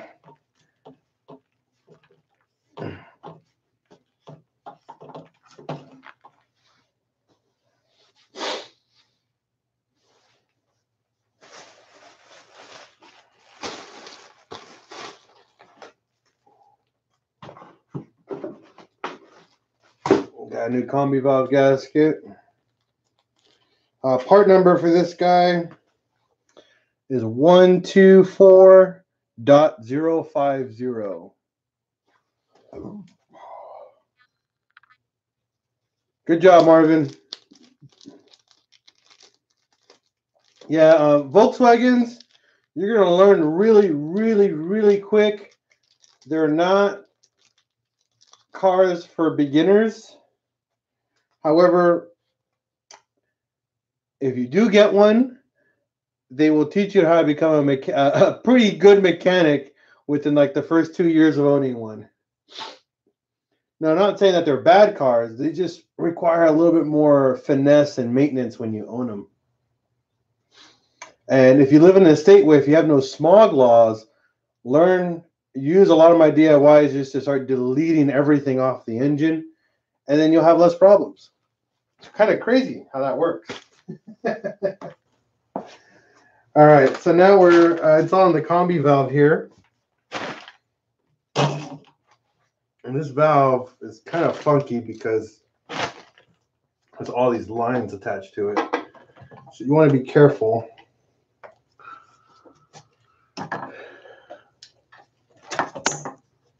Like how you mount it. It goes around your coolant line here.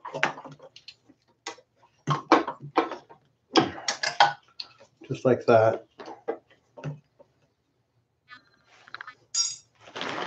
And clean.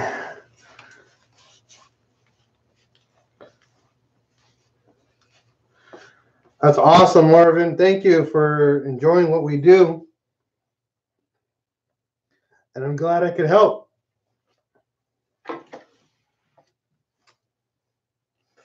So the combi valve gasket's kind of funky. There we go. Goes in like that. You got 3 bolts for it. All same length, but they're long, so remember that.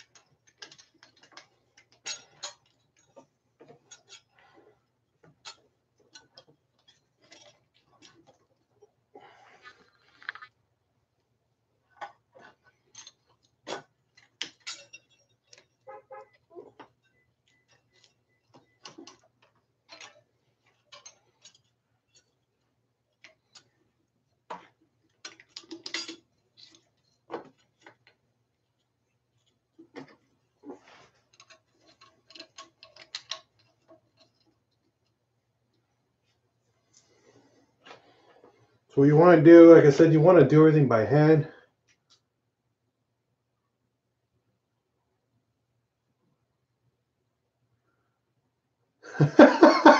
Twelve, 15,000 miles for copper? That's right. Yeah. I replace mine every 6,000 miles. FYI, every other oil change, I replace my copper plugs. That's a little extreme. I mean, it is a little extreme for me, but I run a big turbo setup,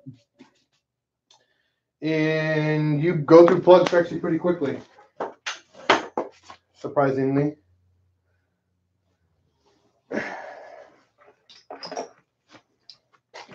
So what you're gonna do once you get that on there, you're gonna hand tighten these.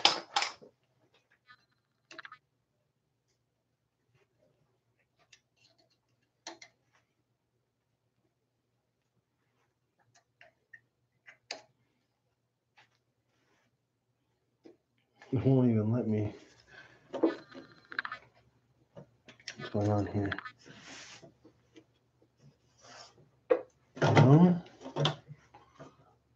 This thing here.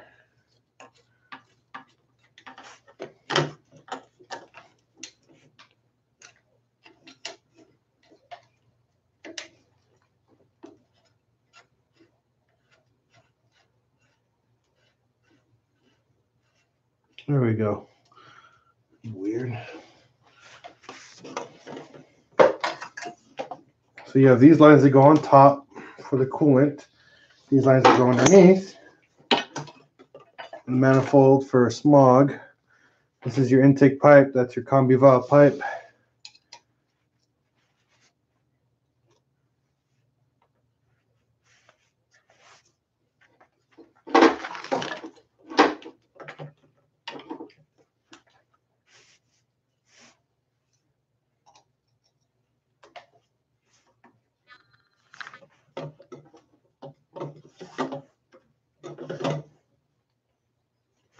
Threads are not threaded in nicely. What's going on here?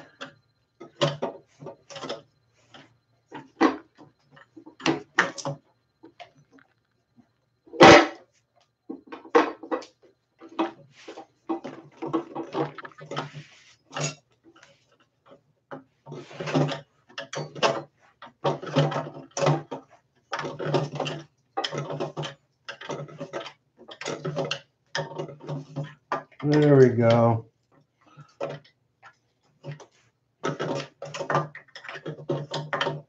It's really weird.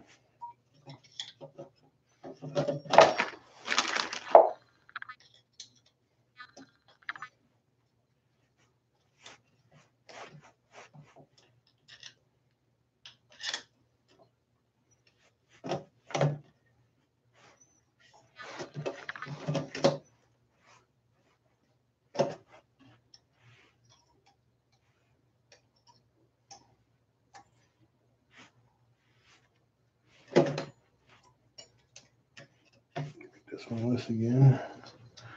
Because it's off like balance somehow.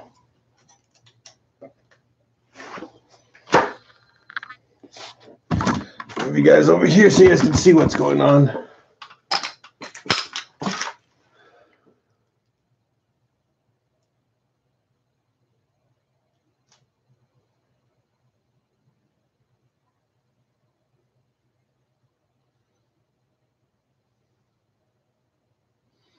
Exactly, Dub. Don't just swap out. Don't turn on the parts cannon until you're for sure able to until you're for sure you have to replace it. If not, you're just gonna throw away money. Because it could be a simple, very simple fix, and you're just dumping money or just throwing money away.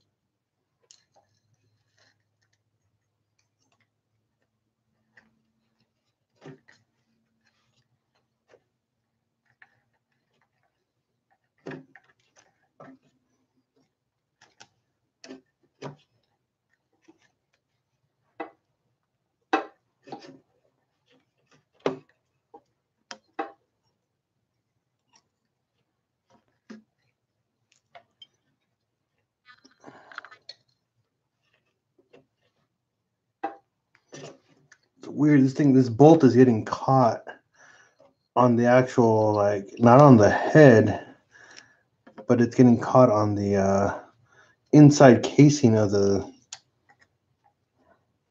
So weird. There we go.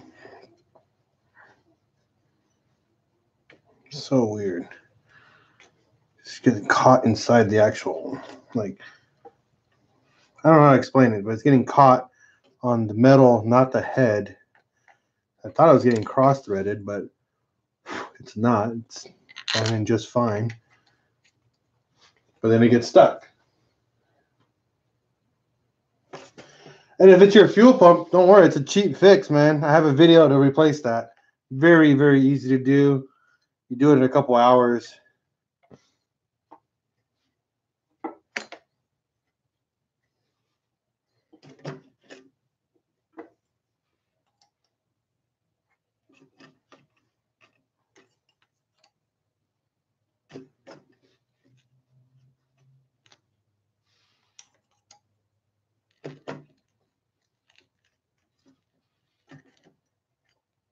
This one's, like I said, this one's not cross-threaded, but it's going in a little too tight.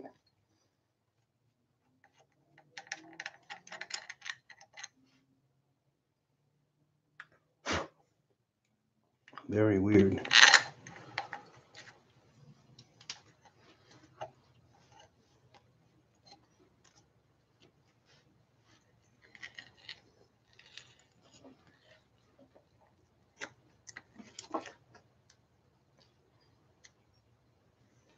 All right, these should all go on now.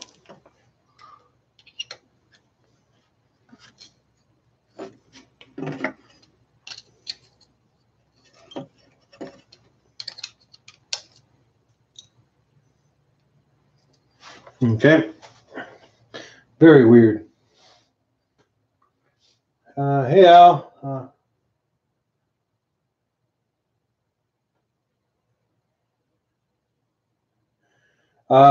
For Marvin, you just have to look for it. I have hundreds of videos on my channel. Just look for the fuel pump, Mark IV fuel pump. It's in there. I just don't remember where, how long ago. I think it was from a year or two ago. Just find it.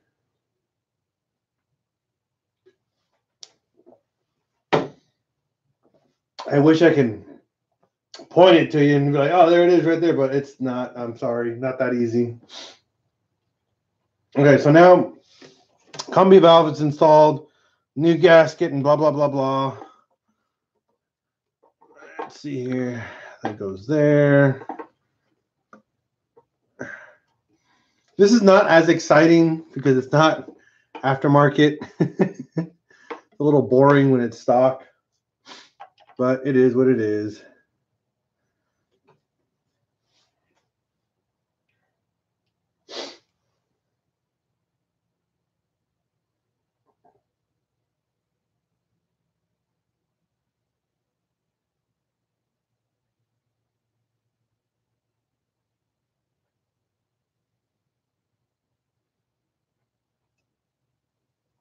All right, Marvin. Let's see here. Now we got the bottom line. We got the vacuums here. So this is further back so you guys can see more. All right. So now combi valves installed. Turbo inlet pipes installed. The next thing is the water flange pipe or coolant flange that goes here. We got a replacement one. Part number here is 06A121132AP.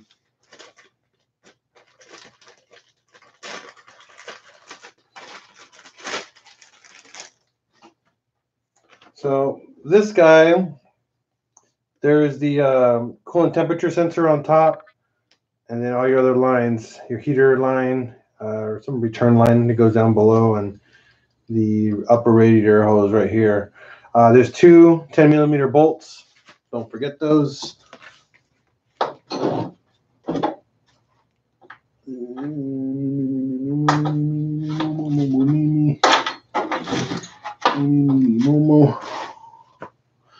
Missing one. I'll find it in just a minute. It goes in one way. As long as you cleaned your surface as good as you can.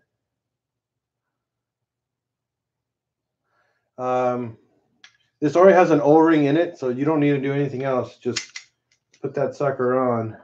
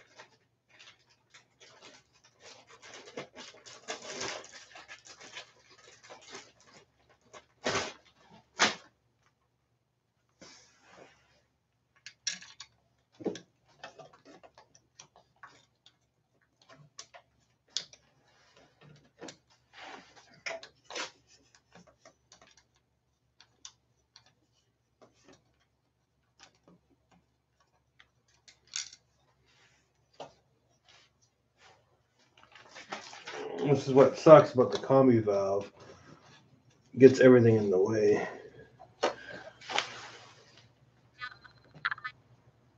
There it is.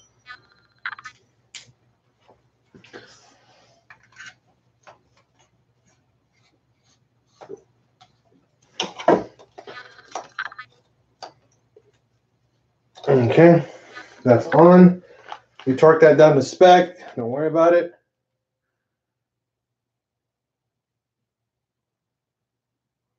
The crankcase breather uses a 3/8 hose, I believe. A 3/8 or 1/4 inch. I can't remember, but that's what I ended up using a while ago.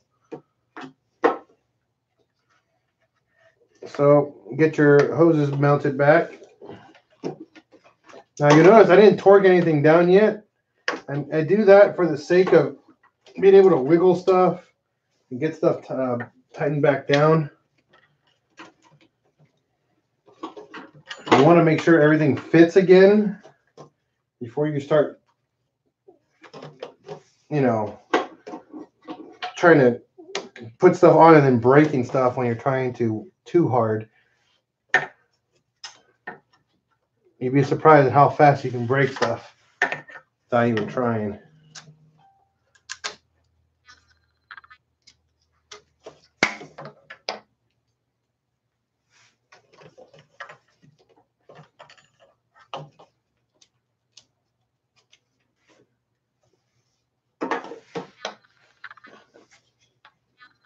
Okay, that's the other. I gotta take the old coolant flange off. Let's see here.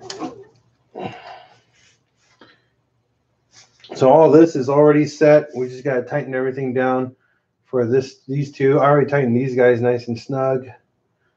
The breather one I can't set up yet because I gotta take the old one off the valve cover.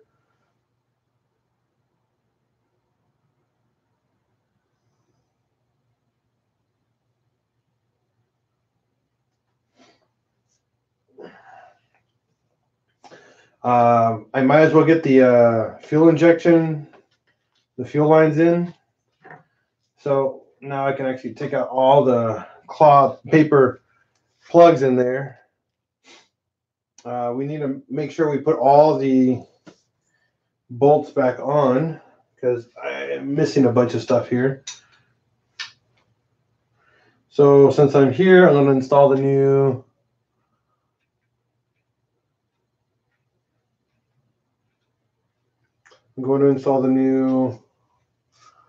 intake manifold gasket. for all you guys that are on a budget and owning any type of car, any gasket that's removed, you have to put a new one in there. You cannot reuse anything. It is something that you guys need to learn and get in the habit of. You'd be surprised on how many people reuse gaskets. It's very sad.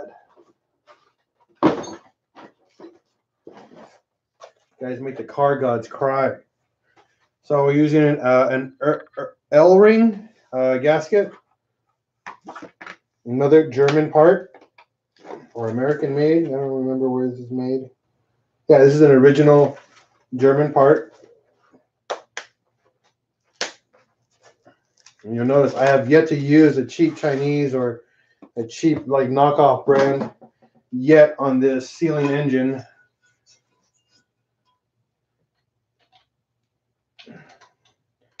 Because good friends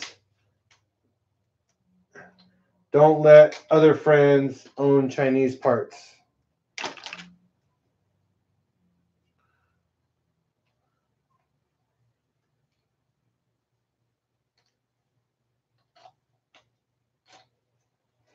So it just slides on, put the manifold back in place, and just put all your bolts back on.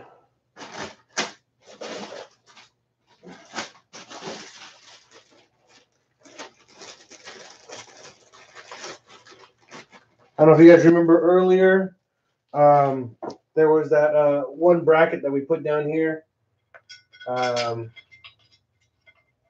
holds, I guess, this manifold lined up to a point. Thread it in by hand, a couple threads, leave it alone. Don't tighten it down.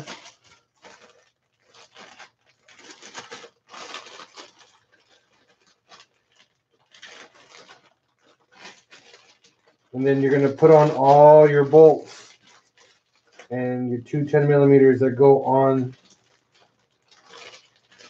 the intake manifold. Then I got all my bolts for the SAI.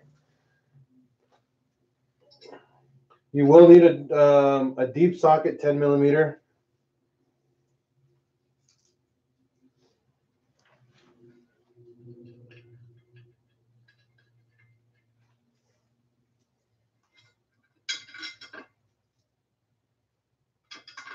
Let me raise the camera up so you guys can see a little bit more of what we're doing.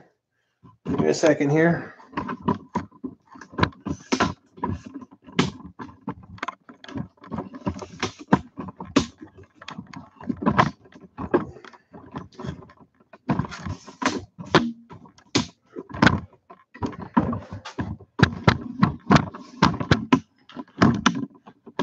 There you guys go.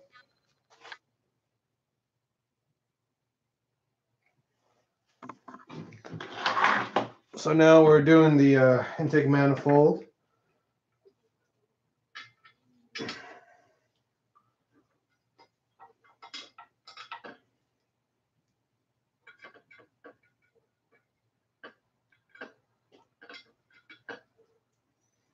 It sucks since we're keeping this car stock, it's not going to look as pretty.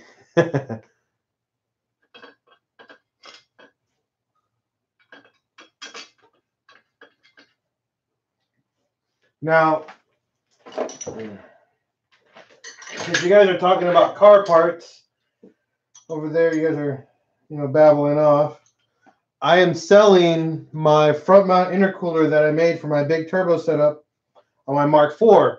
So if you guys are interested, hit me up. If you guys, are a big lover of my channel, I'll give you guys a really good discount on my custom front mount intercooler because we're going to a new setup on my car because I'm trying to get more power out of it. So hit me up if you guys are interested. If you guys seen the video of my walkthrough, that's the intercooler setup that I have for it.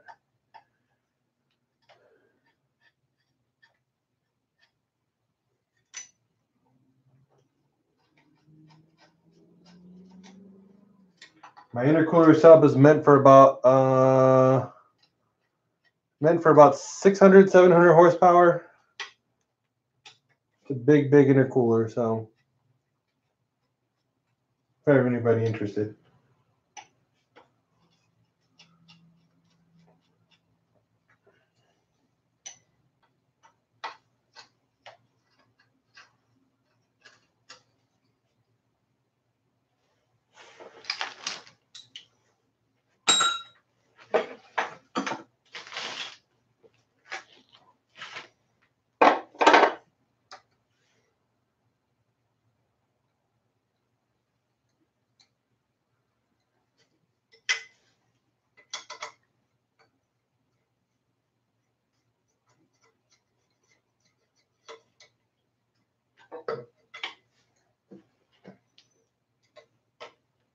All right, so all the bolts are on. So what we're going to do is we're going to tighten everything. Snug, stop, go to the next one. And we're going to do opposites of everything. And you work your way in, out, left and right. Not right, then left. No, you go one, you alternate left and right.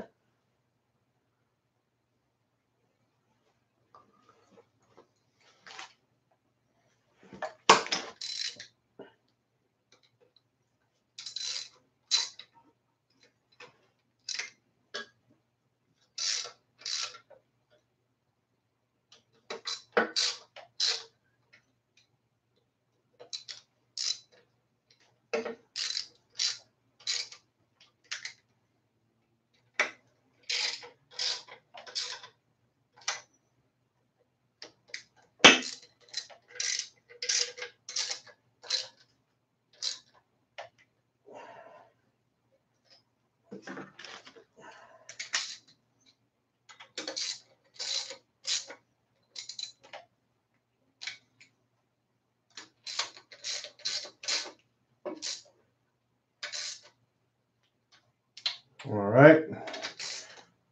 Now reverse the process. Going from right to left, all the way to the middle.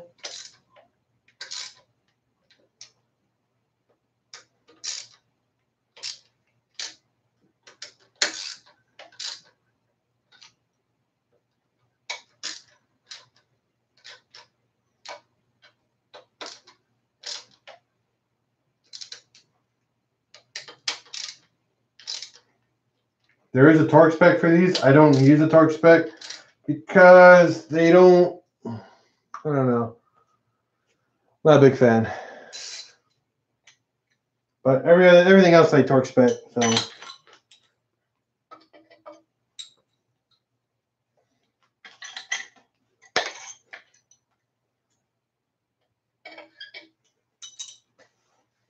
So that's the intake manifold mounted and sealed.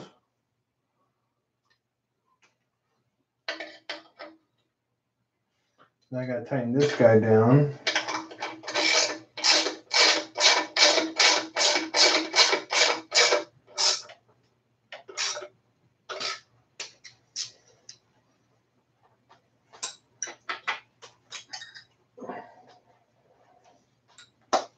So to finish off the night, since we're already 2 hours into this, I'm going to mount the injectors.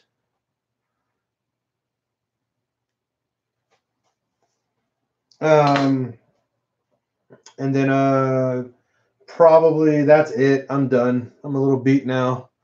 I've had a long day. You know, I gotta take care of my wife, you know, take care of my nephew. So I'm a little tired. So your injectors are pretty easy and straightforward. There's nothing crazy about them. They just go on and line up just like that. These have to go on first. These go on first, and then the hard line that comes from the combi valve and coolant lines go next. Actually, no, I'm sorry. These go, no. They go hand in hand. Jeez, yeah. Okay, so my bad. The hard line first, then the fuel line. Hard line goes underneath, fuel line goes on top.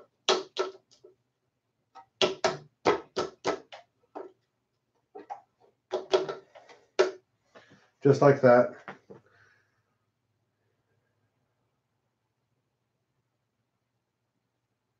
For what car?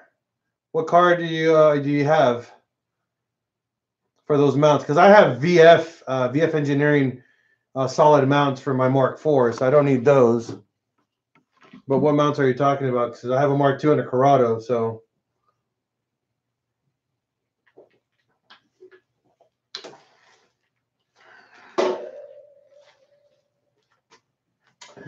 There's 2 bolts that go on here.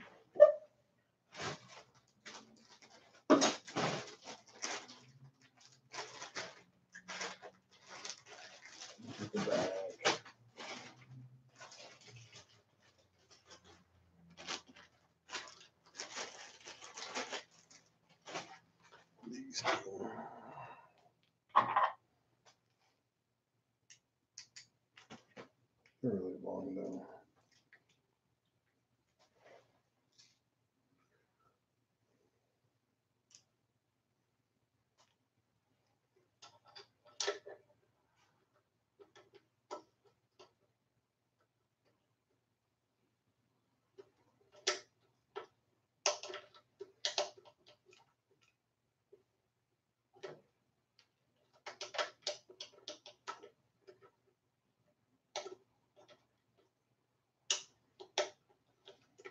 All right, these are too long. I find the shorter ones. Next time you guys see me, we're going to be putting this back in.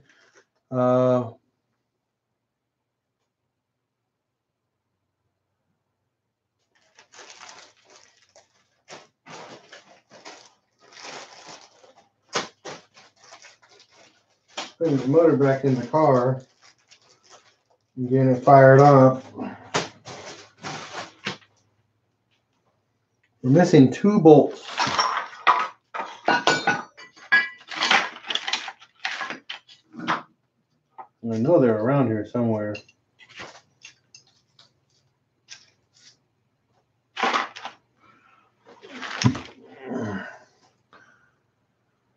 ay, ay.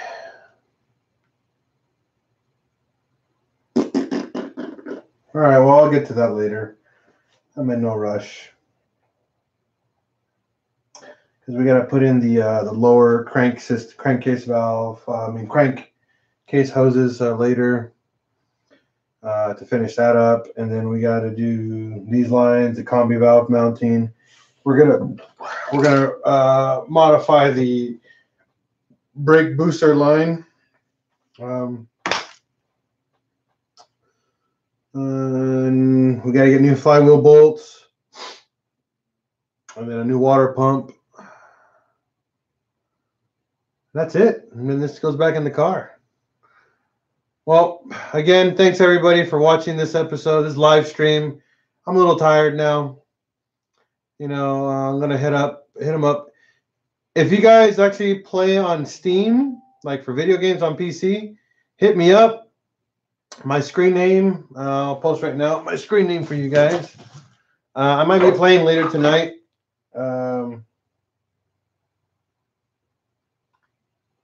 Let me see here.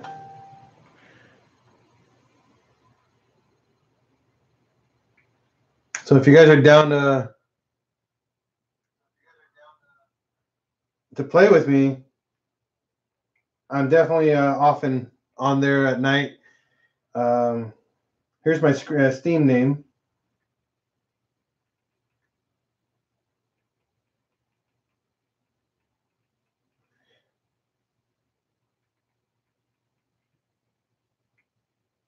Right there.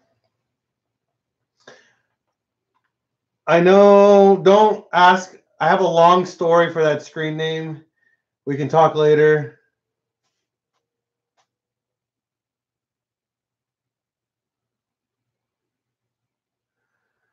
For Chris Day, hit up Fabulous Manufacturing in Canada. They actually have a kit to mount, I think, a VR6, and I think that VR6 kit works with the 1.8T. I'm not 100% sure, Chris, but I would hit them up. Fabulous Manufacturing. They're awesome group of guys, and they can help you as much as they can. I wish I had more advice on that one, since the caddies use a Mark I chassis. It's a little bit harder to do a swap in those, but I know it's very doable, and it's not like it's impossible. It's just you got to get the right stuff for it. All right. Thanks again, everybody. Tonight I'm done. I'll be on Steam if you guys want to hit me up.